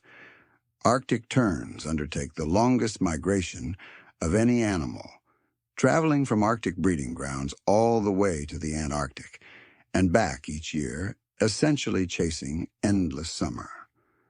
Snowy owls, with their white plumage, blend seamlessly into tundra landscapes, hunting lemmings that scurry beneath the snow. The diversity of life in these cold regions is a reminder that even the most extreme climates can support abundance, provided species adapt in ingenious ways. For humans, the frozen world has always been a challenge, but one that many cultures have risen to meet. Indigenous peoples of the Arctic, the Inuit, the Sami, the Chukchi, the Nenets, and many others, have lived in permafrost landscapes for thousands of years. They developed extraordinary resilience and ingenuity, crafting clothing from animal skins and furs that could withstand brutal cold, building shelters that trapped heat efficiently, and relying on hunting and fishing to sustain communities where agriculture was impossible. Their knowledge of the land, the ice, and the animals that inhabit it is profound, passed down through generations as a survival manual written in lived experience. Traditional tools such as dog sleds, kayaks, and snowshoes demonstrate how humans adapted technology to suit frozen environments. Clothing tailored from caribou hides or seal skins provided insulation superior to many modern materials. Spiritual traditions often reflect respect for the land and its creatures, recognizing the precarious balance of survival in such an unforgiving climate. Life in these regions has never been easy, but it has been rich, shaped by a deep connection to the rhythms of ice and snow. Even today, communities live on the edge of permafrost, balancing tradition and modernity. Towns in Alaska, Siberia, and northern Canada face unique challenges as thawing permafrost shifts the ground, undermines infrastructure, and alters hunting patterns. Yet people endure, showing that human adaptability extends even to the harshest corners of the planet. Scientists and explorers also spend months in research stations across Antarctica, braving the cold to unlock secrets of climate and life. They rely on layers of technology, insulated bases, snow tractors, and constant supply chains to survive where ancient cultures could not. The frozen realm has also provided humans with resources and inspiration. Ice itself has been used to preserve food, and glaciers have been tapped for fresh water. But beyond utility, ice has sparked imagination. From myths of frost giants to stories of endless winters, cultures across the world have woven the frozen landscape into their storytelling. Even today, icy wildernesses inspire awe in travelers who venture into fjords or across tundra, marveling at the persistence of life in such extremes. One of the most remarkable aspects of life in frozen regions is the constant interplay between hardship and resilience. Microbes adapt to conditions that would kill most organisms instantly. Animals evolve specialized behaviors, from the emperor penguin's cooperative huddling to the polar bear's efficient hunting, that allow them to flourish where food is scarce and cold is unrelenting. Humans learn to read snow, to follow the migrations of animals, and to engineer ways of surviving the cold's assault. Life does not merely endure in the frozen realm, it adapts creatively, turning apparent disadvantages into strategies for survival. There is also an elegance to these adaptations, the thick fur of an Arctic fox that changes color with the seasons, the antifreeze proteins in the blood of certain fish that prevent ice crystals from forming, the navigation skills of migratory birds using the stars and Earth's magnetic field. Each is a marvel of evolution. The frozen world is a showcase of ingenuity, where nature demonstrates its capacity for innovation under constraint. At the same time, these ecosystems are fragile. Many of the species that depend on ice are vulnerable to its loss. Polar bears rely on sea ice to hunt. Without it, they struggle. Walruses and seals need stable ice edges. Without them, they are forced into overcrowded conditions. Indigenous communities whose knowledge is tied to ice and snow face uncertain futures as permafrost thaws and animals shift their ranges. The frozen realm is not static, but deeply tied to the rhythms of climate. And as those rhythms change, so too does life at the edge of cold. To reflect on life in frozen landscapes is to appreciate not only its strangeness, but also its richness. From the tiniest microbes feeding in darkness beneath glaciers to the largest whales navigating through icy seas, from the penguin huddled against a storm to the hunter guiding a sled across snow, the frozen realm is alive with stories of endurance. It may look silent and still, but listen closely, and you will hear the quiet hum of ecosystems adapted to thrive where others could not. In the end, the frozen realm is a paradox, forbidding yet full of life, harsh yet home, desolate yet deeply alive. It shows that life's creativity knows no bounds, reaching even into the coldest corners of our planet. And in its endurance, it reminds us that survival is not always about conquering the environment, but about learning to live in harmony with its challenges. For as long as people have walked the earth, ice has been both a barrier and a guide, a source of fear and wonder, a canvas on which myths and memories were written. The story of humanity is intertwined with frozen landscapes, not as a backdrop, but as a shaping force that influenced where people could live, how they moved, and even how they understood the world around them. During the last great ice age, which reached its peak around 20,000 years ago, vast ice sheets stretched over North America, Northern Europe, and large parts of Asia. Whole regions were rendered uninhabitable beneath kilometers of frozen weight. Yet the same ice age also made human migration possible. As the seas retreated, their waters locked in ice, land bridges appeared. The most famous of these is Beringia, the bridge of land that once connected Siberia to Alaska. Across this frozen corridor, humans and animals alike moved between continents, shaping the genetic and cultural story of peoples across the Americas. Without the Ice Age, the pathways of migration would have been different, and human history as we know it might never have unfolded in the same way. The glacial landscapes themselves left lasting marks on early societies. Meltwater carved fertile valleys, deposited rich soils, and filled basins with freshwater lakes. These became natural homes for agriculture thousands of years later. The very ground on which some of the first civilizations arose was a gift from the retreat of glaciers. The legacy of ice was not just in what it froze, but in what it left behind. In human imagination, ice often held a symbolic role. In Norse mythology, the world itself was born from the meeting of fire and ice. From the frozen void of Niflheim and the fiery realm of Muspelheim came the first beings, shaped in the collision of extremes. This duality, ice as both destructive and creative, echoes the very real experience of glaciers, which can erase a landscape while simultaneously crafting new forms of beauty.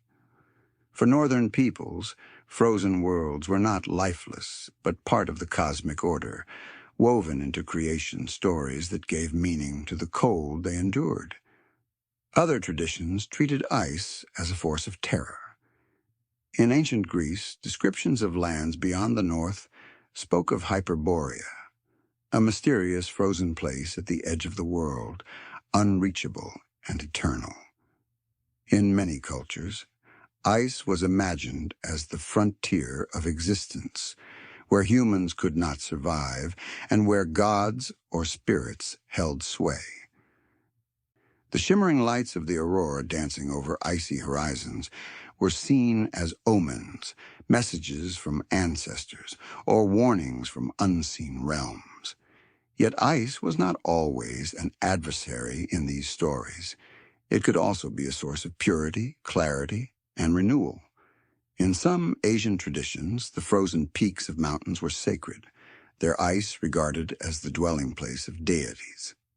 Meltwater flowing from glaciers was seen as holy, carrying the blessings of the high places down to the valleys below. In Tibet and the Himalayas, glaciers have long been revered, their presence tied to the lifeblood of rivers such as the Ganges and the Indus. For ancient travelers, encounters with glaciers were rare and often bewildering. Imagine a merchant or pilgrim crossing the Alps in Roman times, confronted by fields of crevassed ice stretching into the distance. To eyes unaccustomed to such landscapes, glaciers must have seemed otherworldly, rivers made solid, alive with eerie groans and sudden collapses. Roman writers described these frozen places with awe and apprehension, sensing both danger and grandeur. Later, in medieval Europe, glaciers advancing during the so-called Little Ice Age swallowed farms and villages, creeping down valleys and forcing people to abandon homes. Priests led processions to bless the ice, hoping to halt its advance with prayer. By the Enlightenment, glaciers began to shift from being purely feared to being studied. Natural philosophers in the 17th and 18th centuries ventured into icy regions with notebooks and curiosity. They began to measure, to sketch, and to wonder about the strange movement of frozen rivers. It was in these centuries that glaciers transformed in the European imagination from devouring monsters to fascinating natural phenomena. Romantic poets and painters later embraced them as symbols of the sublime, overwhelming, terrifying, and yet profoundly beautiful. Turner and Caspar David Friedrich painted icy landscapes not merely as scenery, but as metaphors for human fragility against the vastness of nature. Meanwhile, in other parts of the world, people continued to live alongside glaciers in a more practical relationship. In the Andes, communities drew water from glacial melt to irrigate crops, creating ingenious systems that depended on the seasonal rhythm of ice. In the Himalayas, villagers built ice stupas, cone-shaped ice reservoirs designed to store winter water for summer use, blending engineering with cultural symbolism. These encounters reveal that glaciers were never only obstacles, but also resources, lifelines woven into human survival. In modern times, glaciers became destinations of exploration and adventure. The great age of mountaineering in the 19th century saw climbers ascending peaks like Mont Blanc and the Matterhorn, crossing glaciers with ropes and primitive equipment. For them, the ice represented both a challenge and a path, a place to test endurance and courage. Scientists, too, deepened their investigations, realizing that glaciers held not just beauty, but also records of past climates. The drilling of ice cores in Greenland and Antarctica has since given us one of the clearest windows into Earth's atmospheric history, stretching back hundreds of thousands of years. Today, our encounters with glaciers are tinged with urgency. Tourists flock to see them, marveling at their size and brilliance, even as many are shrinking before our eyes. Villages that once depended on predictable meltwater now face uncertainty as glaciers retreat. Myths of advancing ice have given way to anxieties about vanishing ice. The cultural symbolism of glaciers is shifting once again, from forces of awe and fear to emblems of fragility. Reminders of the delicate balance were disturbing. Still, the human story of ice remains one of deep connection. From the migrations enabled by frozen land bridges, to the myths that imagined the cosmos born of ice, to the scientists who chip away at its secrets with drills and sensors, ice has always been more than frozen water. It's been a partner, an adversary, a teacher, and a warning. It has shaped not only the land beneath our feet, but also the stories we tell about our place in the world. To think of our history without ice is impossible. It guided our ancestors across continents, inspired creation, myths, and art, tested our ingenuity, and now calls us to pay attention as it changes once more.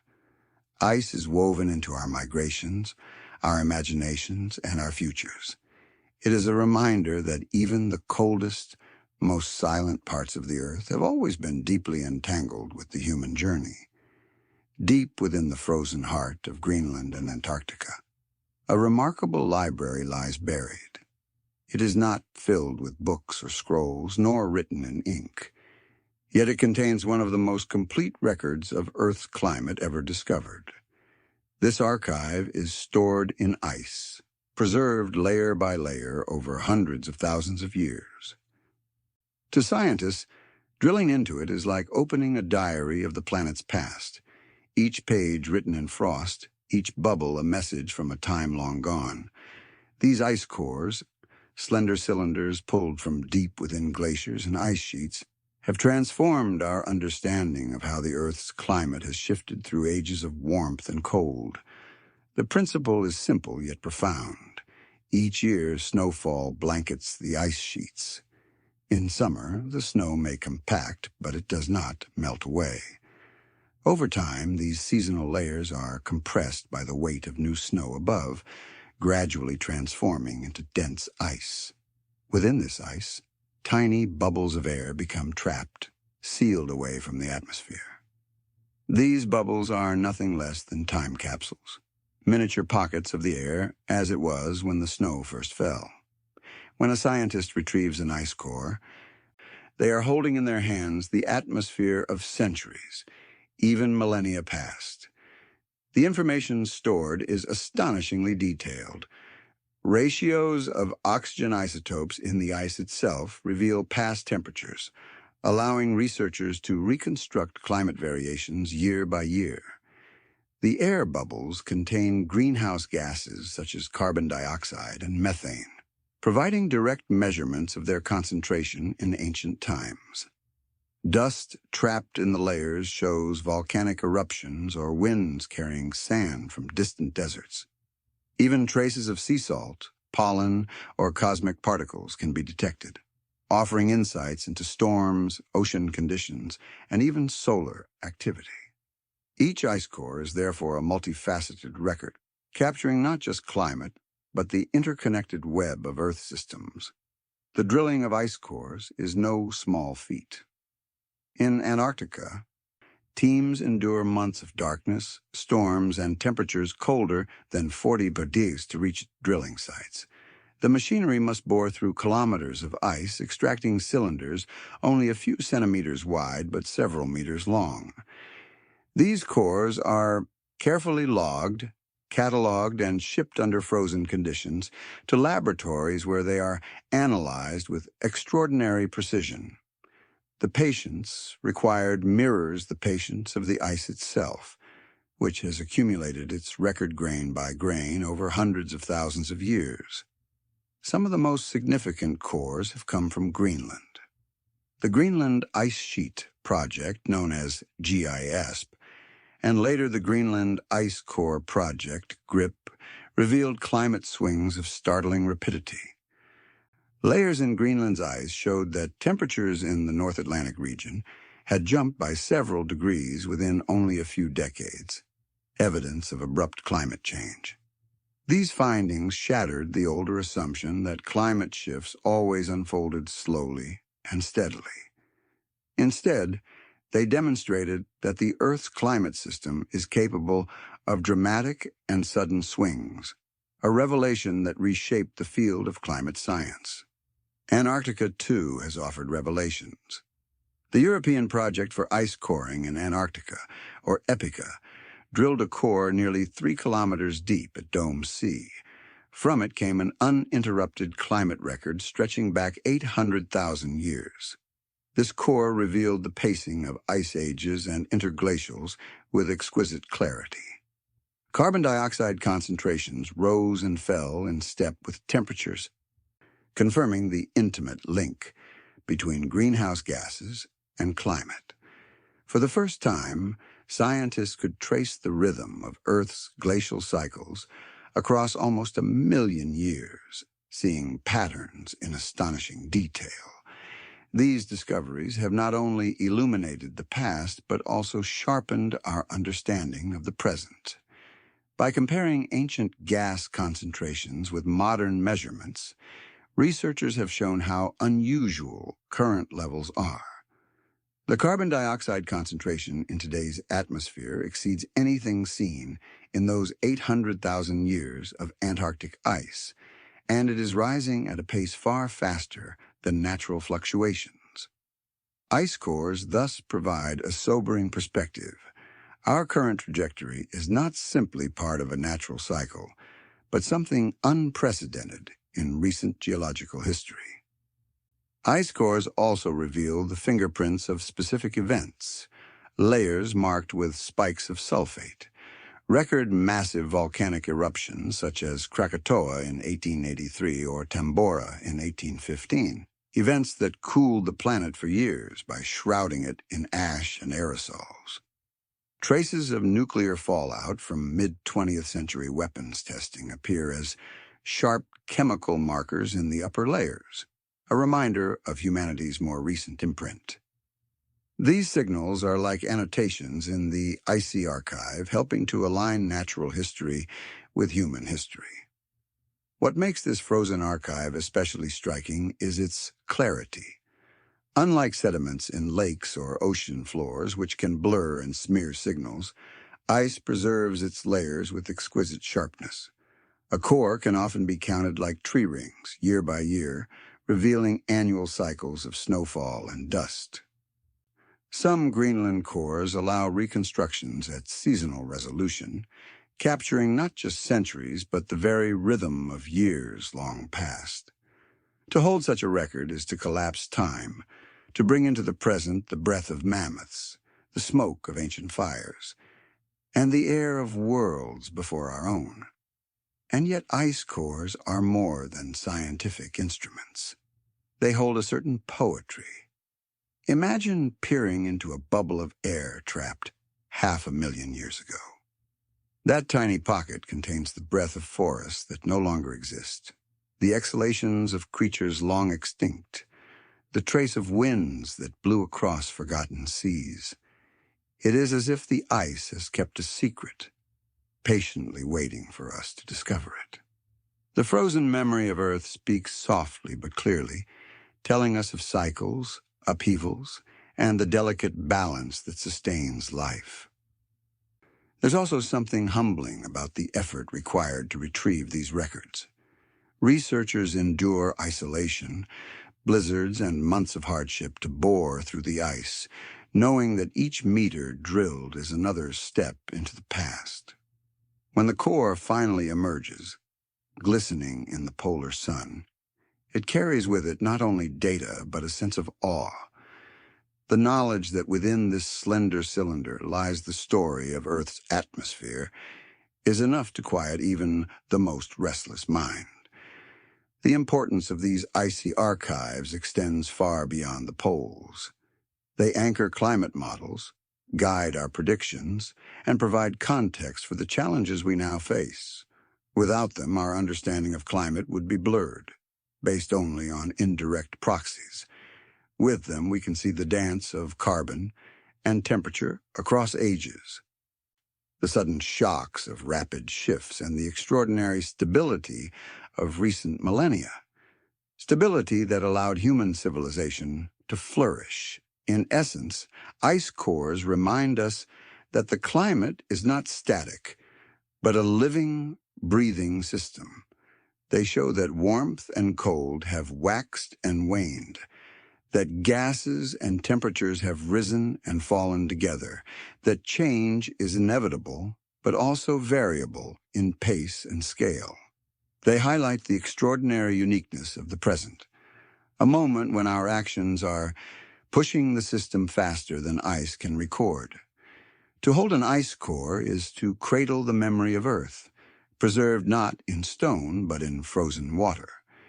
It is an archive written not by human hands, but by the planet itself. An autobiography inscribed with snowflakes and sealed in time. Each bubble, each layer, each trace of dust whispers part of the story, and taken together they remind us that the Earth has always been in motion, always shifting, always writing and rewriting its history in ice. Across the world, from the jagged peaks of the Andes to the icy plateaus of the Himalayas, glaciers are in retreat. Their tongues, once stretching proudly down valleys, are pulling back. Their surfaces, once gleaming expanses of white, are darkening with meltwater streams and soot. In photographs separated by just a few decades, the difference is often startling. A once massive glacier reduced to a fraction of its size, its former extent marked only by barren rock and freshly exposed soil. This global retreat is not an isolated phenomenon, but a pattern repeated across continents, a visible sign of a changing climate written into the landscape. The evidence comes from many places. In the European Alps, glaciers that once inspired romantic painters and early mountaineers have shrunk dramatically.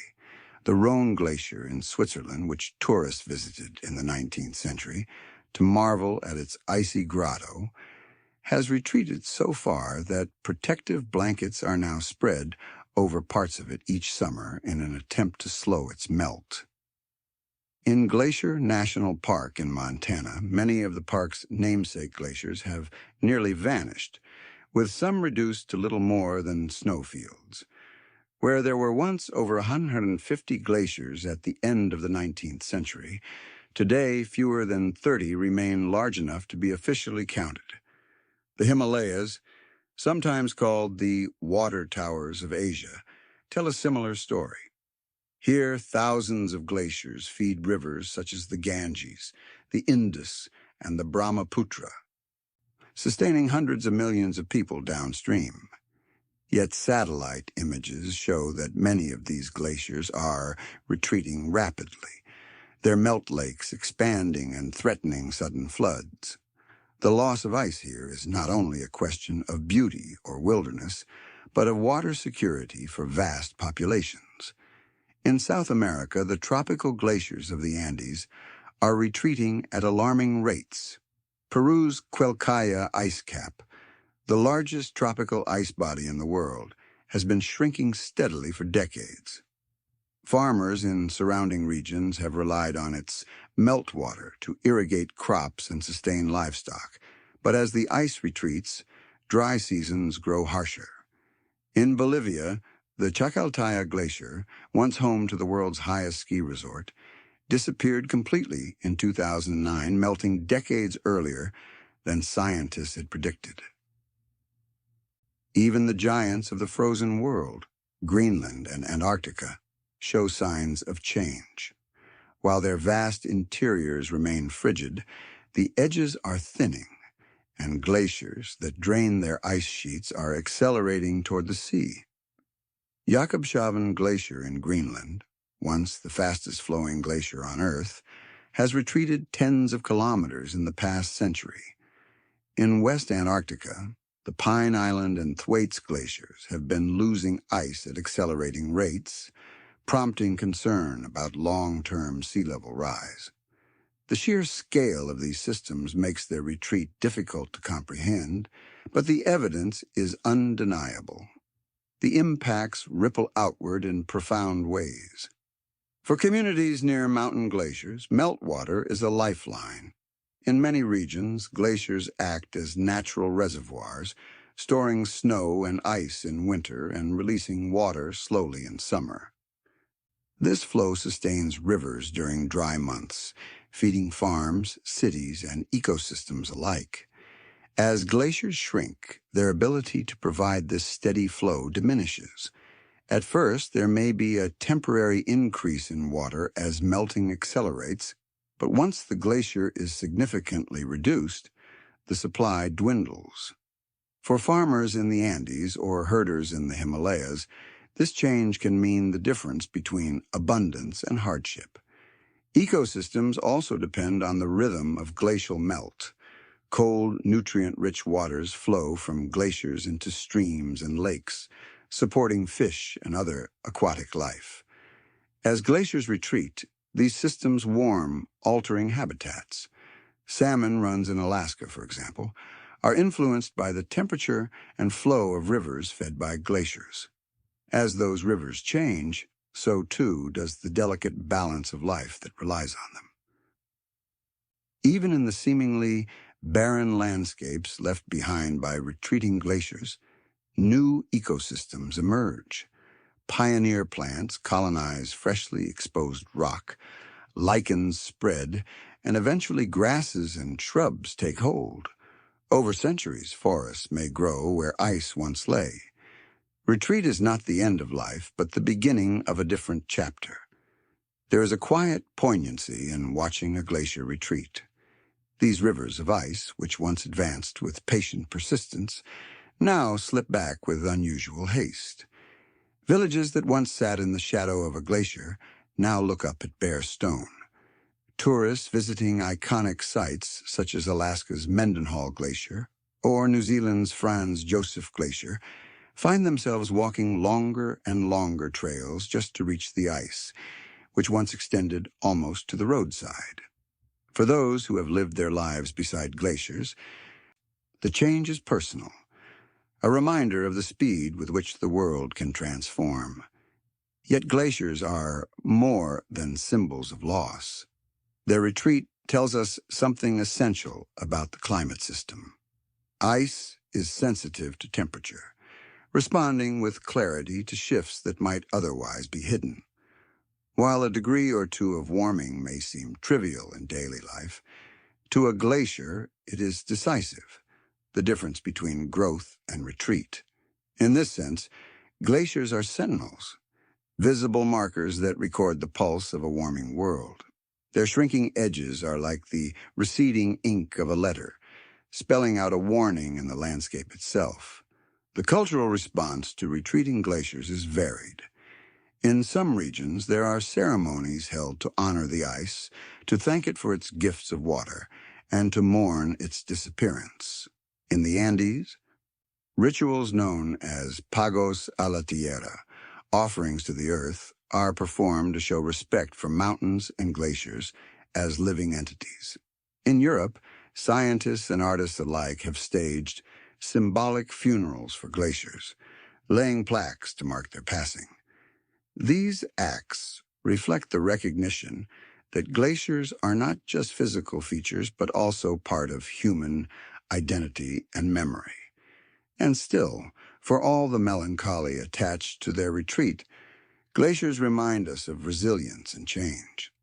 They have advanced and retreated countless times in Earth's history, responding to natural cycles of orbit, atmosphere, and ocean. What makes the present moment unusual is the speed and the cause. The current retreat is not driven by slow natural rhythms, but by rapid, human-induced warming.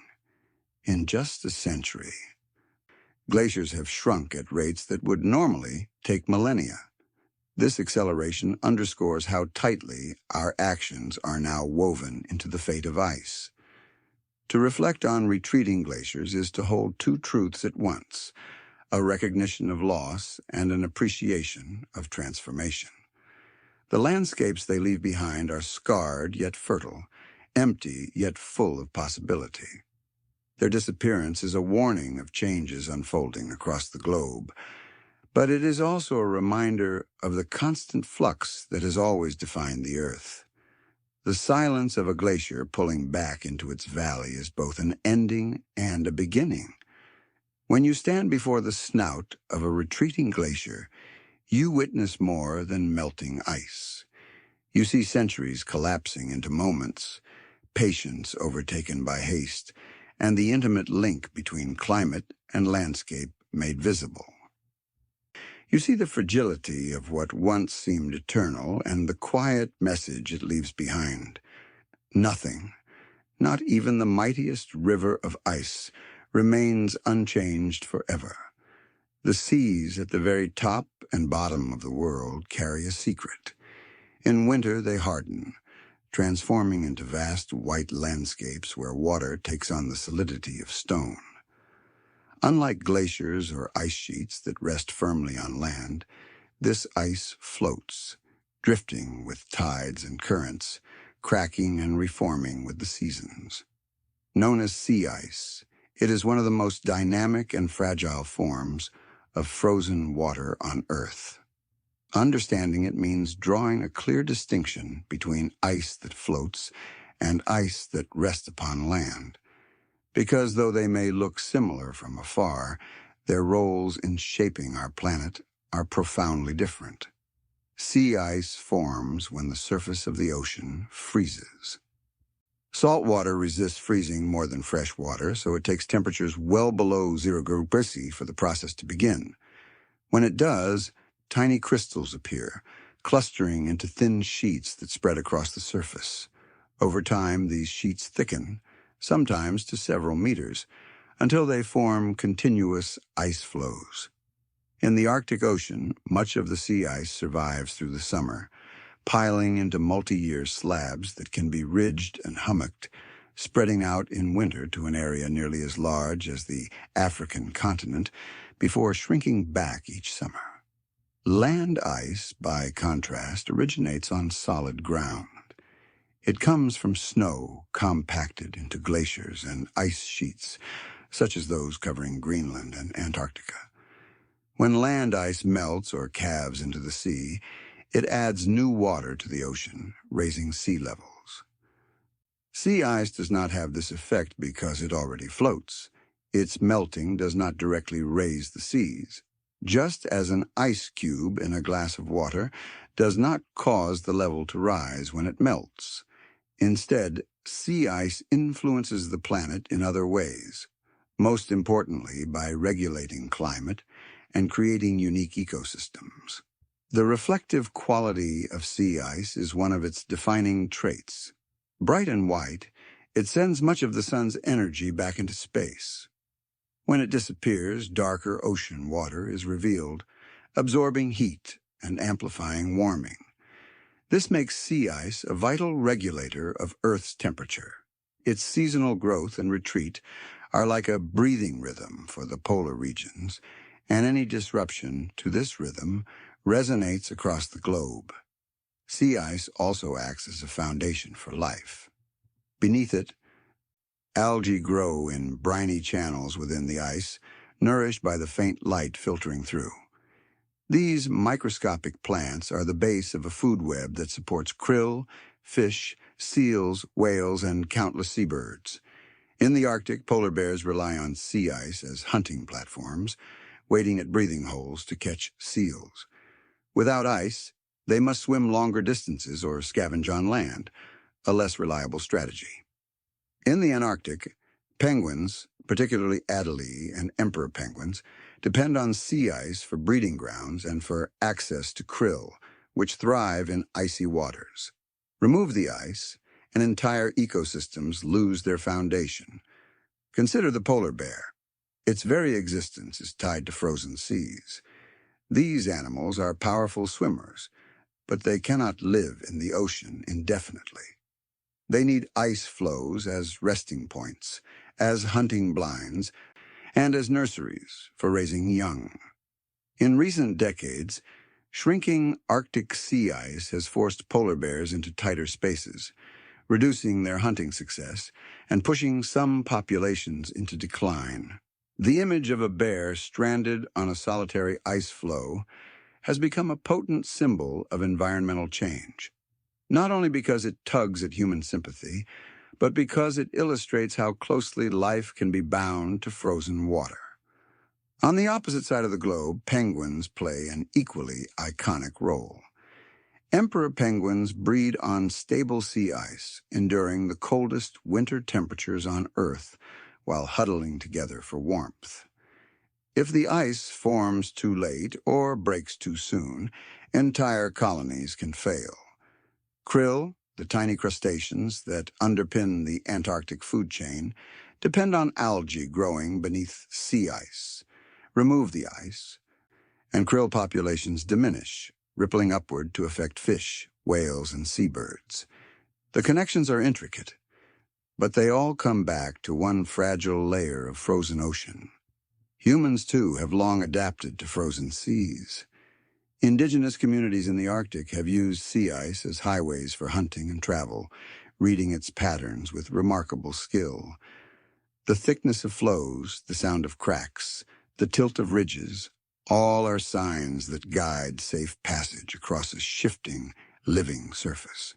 Sea ice has also shaped exploration and history. For centuries, European explorers searching for a northwest passage were stymied by impenetrable ice, their ships trapped and crushed. Only in recent years, as summer ice shrinks, has the passage opened more reliably, a development both celebrated for trade and lamented for what it reveals about warming. Trends in recent decades show a clear pattern. Sea ice is shrinking, thinning, and becoming less stable. In the Arctic, the summer minimum extent has declined by more than 40% since satellite records began in the late 1970s.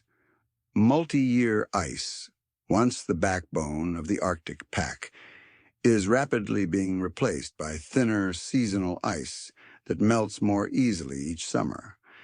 In Antarctica, the pattern is more complex with regional variations, but even there, record lows in sea ice extent have been observed in recent years. The loss of ice affects not only local ecosystems, but also weather patterns far beyond the poles. The changes ripple outward in unexpected ways as sea ice diminishes. Open waters allow larger waves to build, eroding coastlines that were once shielded by ice cover. Warmer oceans, freed of their icy lids, release more heat and moisture into the atmosphere, altering storm tracks. The reduction of Arctic sea ice has been linked by some studies to shifts in mid-latitude weather, possibly influencing heat waves, droughts, and severe winters thousands of kilometers away. Frozen seas are not isolated. They are deeply entangled with the living fabric of the planet. And yet, for all the science and concern, there remains a strange beauty in the frozen seas. The shifting flows creak and groan as they move, opening lanes of dark water that refreeze overnight in intricate patterns. Icebergs drift among them, sculpted into arches and towers by sun and spray. Under a low polar sun, the landscape glows in hues of gold, blue, and violet, as though the world were painted with cold light. To witness this environment is to feel both its fragility and its majesty, a world that seems eternal, yet is constantly remade. The quiet retreat of frozen seas is one of the clearest indicators of change in our time. It is a transformation we can see from space and measure with precision, yet it carries with it more than numbers and graphs. It is the story of polar bears searching for ice, of penguins waiting for flows that never come, of hunters navigating thinner ground, of krill populations dwindling. It is also the story of the Earth's energy balance, of sunlight absorbed instead of reflected, of feedback loops set in motion. In reflecting on the frozen seas, we're reminded that ice, though fragile and temporary in its seasonal forms, underpins entire systems of life and climate. Its absence is felt in the rhythms of animals, in the patterns of storms, and in the rising of seas. The frozen seas may seem far from most of our lives, but their influence reaches every corner of the globe. They are mirrors, regulators, and habitats, shaping both nature and human destiny. The next time you picture the polar regions, do not see them as empty wastes of ice. Picture instead a living mosaic, algae blooming in hidden channels, seals basking on floes, whales gliding beneath, penguins shuffling across frozen platforms, and bears pacing the edges in search of prey. Picture the creaking and cracking of ice as the planet breathes and the shimmering horizon where frozen sea meets endless sky. And then picture what it means when that horizon begins to vanish, leaving open water where once there was a frozen sea.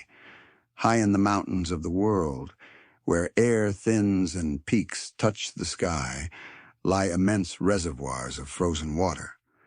These glaciers, perched on lofty ridges and nestled in deep valleys, are more than just scenic wonders. They are lifelines feeding the great rivers that sustain billions of people. Known as the water towers of the world, mountain glaciers act as natural cisterns, capturing snow in winter, storing it as ice, and releasing it gradually as meltwater in summer. Without them, some of the most densely populated regions of the Earth would struggle to survive. The Himalayas hold perhaps the most dramatic example. Stretching across thousands of kilometers from Pakistan to Bhutan, this colossal mountain range hosts over 50,000 glaciers. These icy bodies feed the Ganges, the Indus, the Brahmaputra, the Yangtze, and the Mekong, rivers that support nearly 2 billion people. The glaciers act like seasonal spigots, releasing water during the dry months when rainfall is scarce. Farmers in the plains of India, Bangladesh, and China depend on this steady flow for irrigation, while entire cities draw drinking water from these rivers. It is no exaggeration to say that the glaciers of the Himalayas are arteries of life for much of Asia. One of the most famous of these glaciers is the Gangotri in India, which feeds the Ganges. For Hindus, the river is sacred, worshipped as a goddess, and its source in the glacier is revered as a holy place. Pilgrims journey to Gomukh, the glacier's snout, to see the icy cave from which the river first flows. Yet even here, at this spiritual center, the retreat of ice is evident.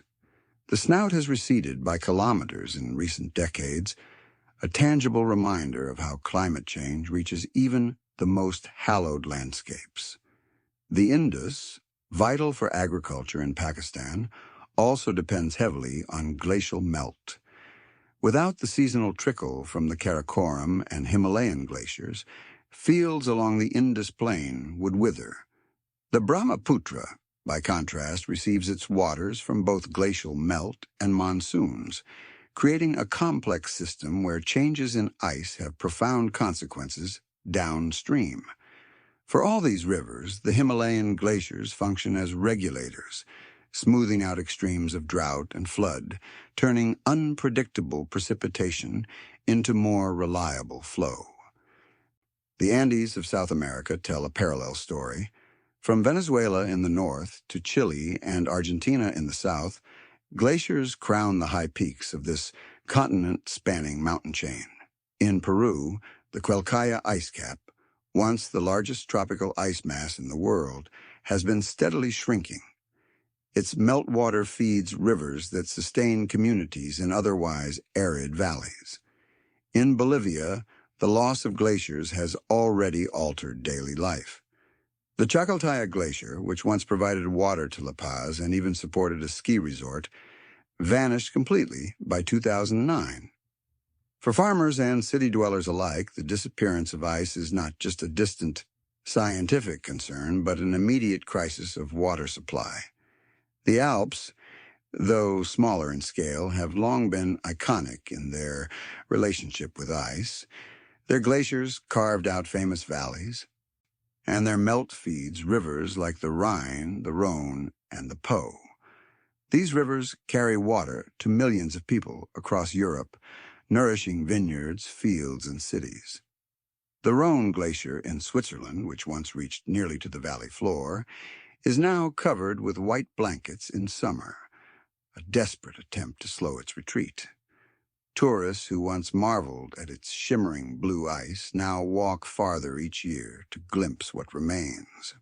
In Austria and Italy, too, glaciers are shrinking rapidly, transforming not only the hydrology but also the tourism economies that rely on skiing and alpine beauty. Across the Atlantic, the Rocky Mountains hold their own frozen treasures. In Glacier National Park in Montana, the park's very name recalls its icy heritage. Yet of the roughly 150 glaciers that existed in the late 19th century, fewer than 30 remain active today, and even these are shrinking. These glaciers feed rivers that flow across the Great Plains, providing crucial water to ecosystems and farms. Their decline is a reminder that even regions far from the poles depend on high mountain ice for stability. Mountain glaciers act not only as sources of water, but also as buffers against climate variability. During years of low rainfall, meltwater can keep rivers flowing. During times of abundance, the glaciers store snow that releases slowly, preventing catastrophic floods. They moderate the extremes, offering consistency in a world where weather is often fickle. When these glaciers diminish, the rhythm of rivers becomes more erratic, swinging between scarcity and surplus. The ecological impacts extend far beyond human needs. Cold glacial streams support specialized fish, insects, and plants. As glaciers retreat and rivers warm, these species face disruption or extinction. Alpine meadows fed by glacial melt bloom with unique flowers that disappear when water flow changes. In the Himalayas, entire wetlands depend on the steady trickle from melting snow and ice, hosting migratory birds and sustaining grazing animals. In the Andes, the cultural landscapes shaped by terrace agriculture rely on predictable flows that vanish when glaciers shrink too far. There is also a striking symbolism in these mountain glaciers. To climb high into the peaks and see the white tongues of ice stretching downward is to glimpse something ancient, a connection between sky and river, between snow and soil. In many cultures, these glaciers are sacred. In Tibet, mountains draped with ice are revered as the abodes of deities. In the Andes, offerings are made to Apus, the mountain spirits believed to guard the glaciers. For climbers, scientists, and locals alike, glaciers embody more than water. They are symbols of endurance, beauty, and the delicate balance of life at high altitudes. And yet the changes are undeniable. Satellite images reveal shrinking extents year after year. Aerial photographs show valleys once filled with ice now bare and rocky. For the billions who depend on them, the question is not whether glaciers will retreat, but how quickly and what that retreat will mean for rivers and livelihoods. Some scientists warn of peak water, a stage when glacial melt provides maximum flow, followed by decline as glaciers vanish. For Asia, South America, and parts of North America, this turning point may come within decades. Despite these sobering realities, there is a quiet resilience in the systems that glaciers support. As they retreat, rivers do not disappear, though their flow patterns change. Ecosystems adapt, though often in unpredictable ways. Humans innovate, building reservoirs, altering farming practices, and developing new technologies to capture and store water. Yet none of these can replace the unique role glaciers play as natural water towers, slowly releasing their bounty in a rhythm shaped by altitude, temperature, and time. The mountains of ice remind us that water is never just liquid.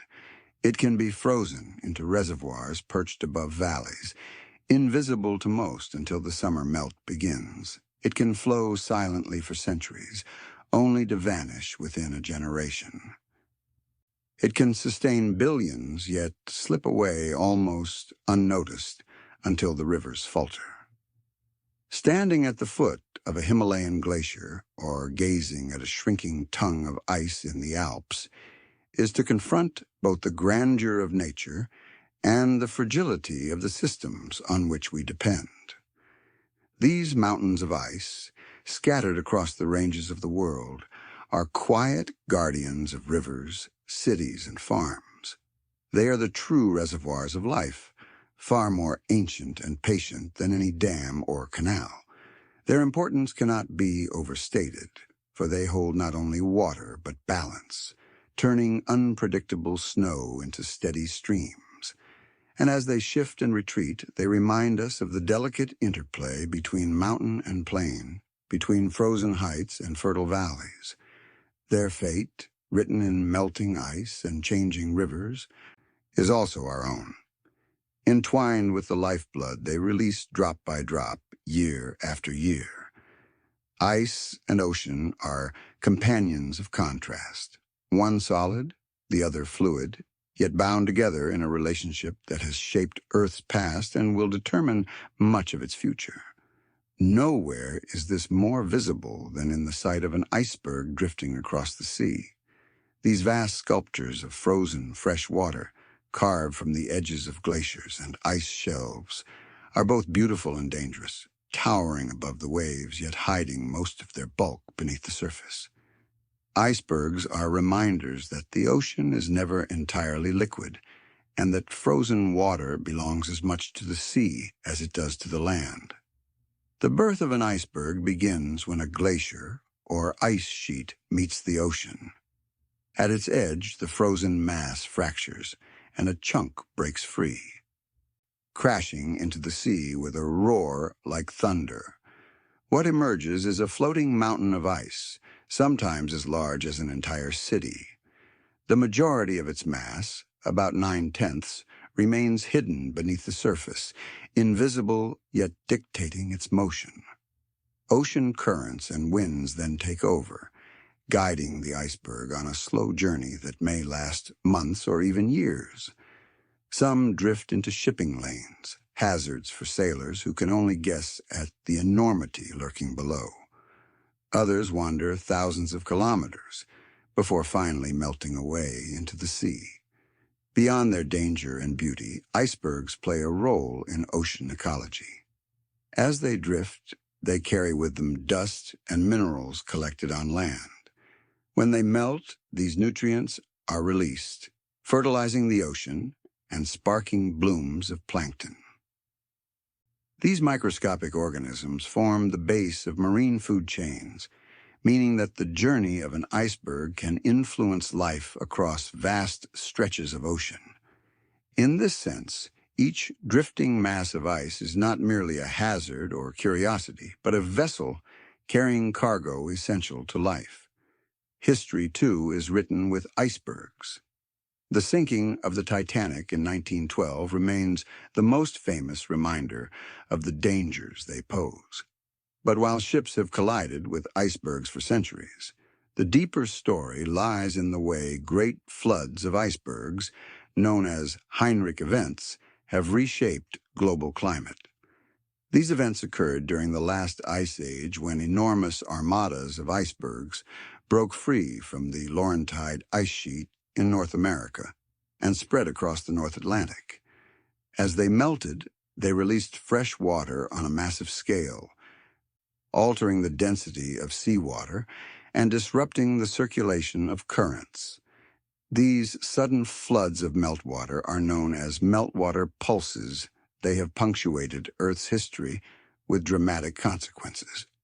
One particularly striking episode, Meltwater Pulse 1A, occurred about 14,600 years ago when sea levels rose by nearly 20 meters in less than 500 years, an astonishing pace by geological standards. Such rapid changes transformed coastlines, drowned low-lying regions, and reshaped human migration routes. They demonstrate how the release of ice into the ocean is not simply a matter of rising seas, but a force that can reorganize entire systems of climate and habitability. The reason these pulses are so disruptive lies in the way the ocean circulates. Earth's oceans are not stagnant. They operate like a conveyor belt of currents known as thermohaline circulation. Warm, salty water flows northward at the surface, cools and sinks in the North Atlantic, driving a deep current that loops through the global oceans. This system transports heat around the planet, moderating climates and distributing energy. Introduce a massive amount of fresh water from melting ice, and the balance shifts. Fresher water is less dense, and if enough accumulates, it can slow or even stall the sinking currents. Evidence suggests that such disruptions have happened before.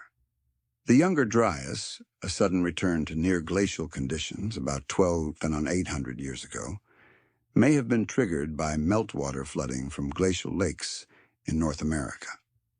As ice dams broke, torrents of fresh water poured into the Atlantic, disrupting circulation and plunging the northern hemisphere back into cold.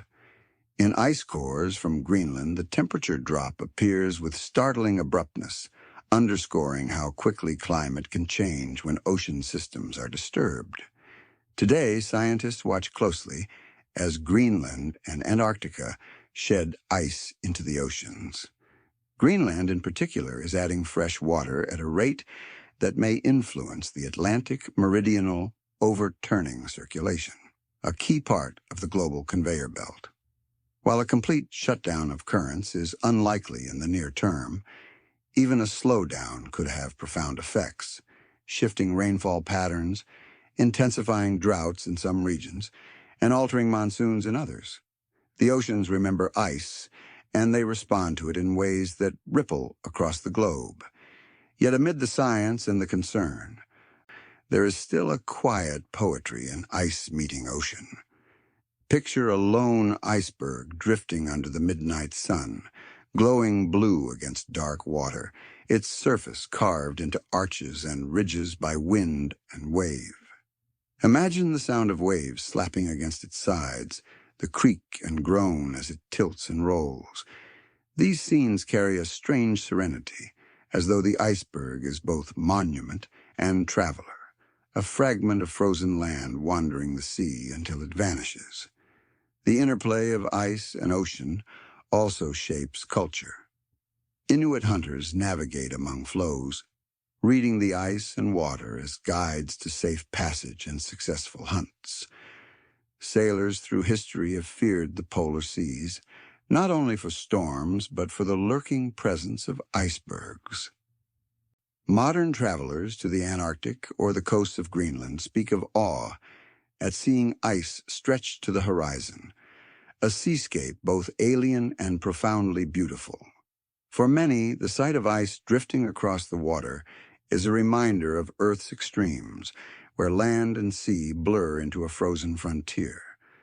As glaciers and ice sheets continue to release ice into the oceans, the story of their interaction grows ever more important. Each iceberg that calves, each pulse of meltwater, is part of a long dialogue between frozen water and salt water, a dialogue that has shaped coastlines, climates, and ecosystems for millions of years. The seas carry away the memory of ice, but in doing so, they're changed by it, warmed or cooled, freshened or salted, stable or disrupted. In reflecting on this relationship, one cannot help but notice the duality of ice in the oceans. It is fragile, melting away in months or years, and yet powerful enough to alter global systems when released in great volume. It is temporary in its drifting forms, but eternal in its influence on climate. It is a hazard to ships, but a lifeline to plankton blooms. It is at once a threat, a resource, and a wonder. The oceans hold many mysteries, but one lesson is clear. The fate of ice is inseparable from the fate of seas. When we watch an iceberg float past, we're not only seeing a block of frozen fresh water, but a symbol of a deeper process that connects continents, ecosystems, and atmospheres. The frozen fragments drifting across dark waters are more than scenery. They are reminders that the Earth is always balancing, always shifting, and always carrying forward the story of ice and ocean together. The story of ice is not finished. Its past may stretch back billions of years, and its present may dominate the poles and high mountains, but its future is still unfolding. What happens to glaciers, ice sheets, and frozen seas over the coming centuries will shape coastlines, climates, and the rhythms of life for generations to come. Ice has always advanced and retreated, waxed and waned, but today the pace of change is unprecedented. For the first time, the frozen world is being reshaped not only by natural cycles, but also by human influence. Projections of melting vary depending on how much the planet warms. In a world that limits temperature rise to well below 2°, many glaciers will still shrink. But the great ice sheets of Greenland and Antarctica may remain relatively stable. If warming climbs higher, however, the losses accelerate. Greenland alone holds enough ice to raise sea levels by over 7 meters if it were to melt entirely. Antarctica holds nearly 10 times as much. These numbers are not expected to be realized in the near future. But even small percentages of melting translate to meters of sea level rise, enough to redraw the map of the world's coastlines. Already, seas are rising by about 3 to 4 millimeters per year, a pace faster than at any point in the past several thousand years. Much of this rise comes from thermal expansion, water swelling as it warms, but an increasing share comes from melting glaciers and ice sheets. For island nations and low-lying deltas, even these modest changes are disruptive. Salt water infiltrates groundwater, storms reach farther inland, and once stable communities are forced to adapt. The great cities that line the coasts, from New York to Shanghai, from Lagos to London, are all watching the horizon with a new unease, knowing that their fortunes are tied to the fate of distant ice. And yet the future of ice is not a story solely of decline. It is also one of resilience, adaptation, and discovery. Ice has retreated before, and life has adjusted. Forests have marched northward after ice ages, rivers have carved new paths, and humans have found ways to live with shifting landscapes. While the scale and speed of current changes are daunting, humanity has shown remarkable ingenuity in facing challenges. Coastal defenses, smarter infrastructure, and innovative water management are being developed worldwide. Some communities are experimenting with floating architecture, while others restore wetlands as natural buffers against rising seas. The frozen future may reshape our world, but it need not erase it. Science, too, offers hopeful threads. The study of glaciers and ice sheets is advancing rapidly, aided by satellites that measure subtle shifts in elevation, radar that peers through kilometers of ice, and drones that map crevasses from above. These tools give us unprecedented insight into how ice flows, how it fractures, and how it responds to warming. With knowledge comes foresight, and with foresight comes the ability to prepare. In this sense, the very act of studying ice is an act of preservation, a way to understand and anticipate before change becomes crisis. There are also efforts to protect the smaller glaciers that provide crucial water to communities. In the Andes and the Alps, experiments are underway to cover sections of ice with reflective blankets, slowing summer melt. In Ladakh, India, villages build ice stupas, artificial glaciers designed to store winter water for release during spring planting. These projects may be small compared to the immensity of global change, but they reflect creativity and resilience at the human scale. They are reminders that people can work with ice, not only watch it vanish. Preservation also takes the form of memory. Scientists are now storing samples of ice cores in secure vaults in Antarctica, ensuring that even if glaciers disappear, their ancient records of atmosphere and climate will remain. These frozen archives hold stories of volcanic eruptions, dust storms, and greenhouse gas levels stretching back hundreds of thousands of years. To preserve them is to preserve the memory of Earth itself, a gesture of continuity in a time of flux. For all the concern about melting, it is worth remembering that ice will not vanish entirely. High peaks will still hold glaciers, and Antarctica, despite losses, will remain cloaked in ice for millennia. Winter snows will still fall, rivers will still freeze, and polar seas will continue their seasonal breathing. The frozen world may diminish, but it will not disappear. There will always be places where ice endures, monuments of resilience in a changing climate. The future of ice is therefore a blend of fragility and persistence. It will retreat in some regions, remain in others, and transform landscapes as it always has. What is new is our awareness, our ability to see and measure, to anticipate and adapt. We live in a time when the frozen parts of the planet are more closely observed than ever, their every fracture and surge tracked from orbit. This intimacy with ice brings with it a responsibility to listen, to respond, and to consider the consequences of our actions. There is something quietly humbling about this realization. Ice has shaped continents, carved valleys, and regulated climate for billions of years without any need for human recognition. Now, for the first time, its fate is intertwined with ours.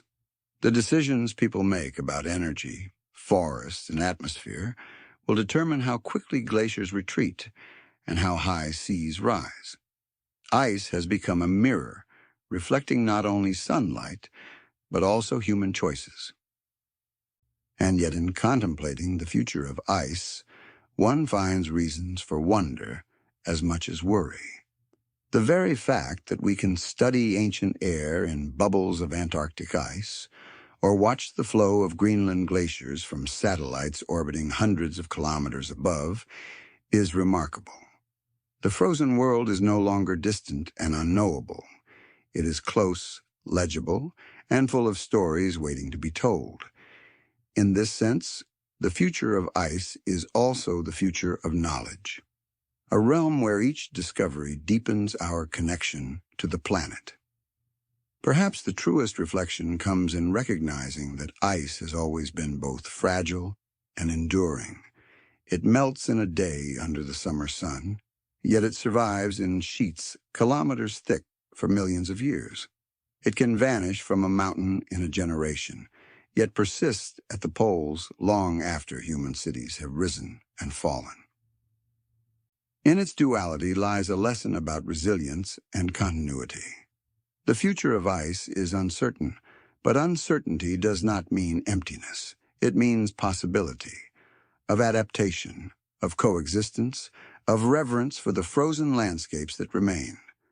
When you imagine the centuries to come, picture not only shrinking glaciers and rising seas, but also communities finding new ways to live, scientists preserving ancient ice, and children gazing at snowy peaks still gleaming in sunlight. Picture the resilience of life adjusting to change and the persistence of ice in its many forms, from mountaintop glaciers to frozen seas that will continue to appear each winter. The frozen world is changing, but it is not ending. And as long as ice remains, sculpting, reflecting, recording, it will continue to remind us of the deep patience of the Earth and the enduring rhythms of a planet forever in motion.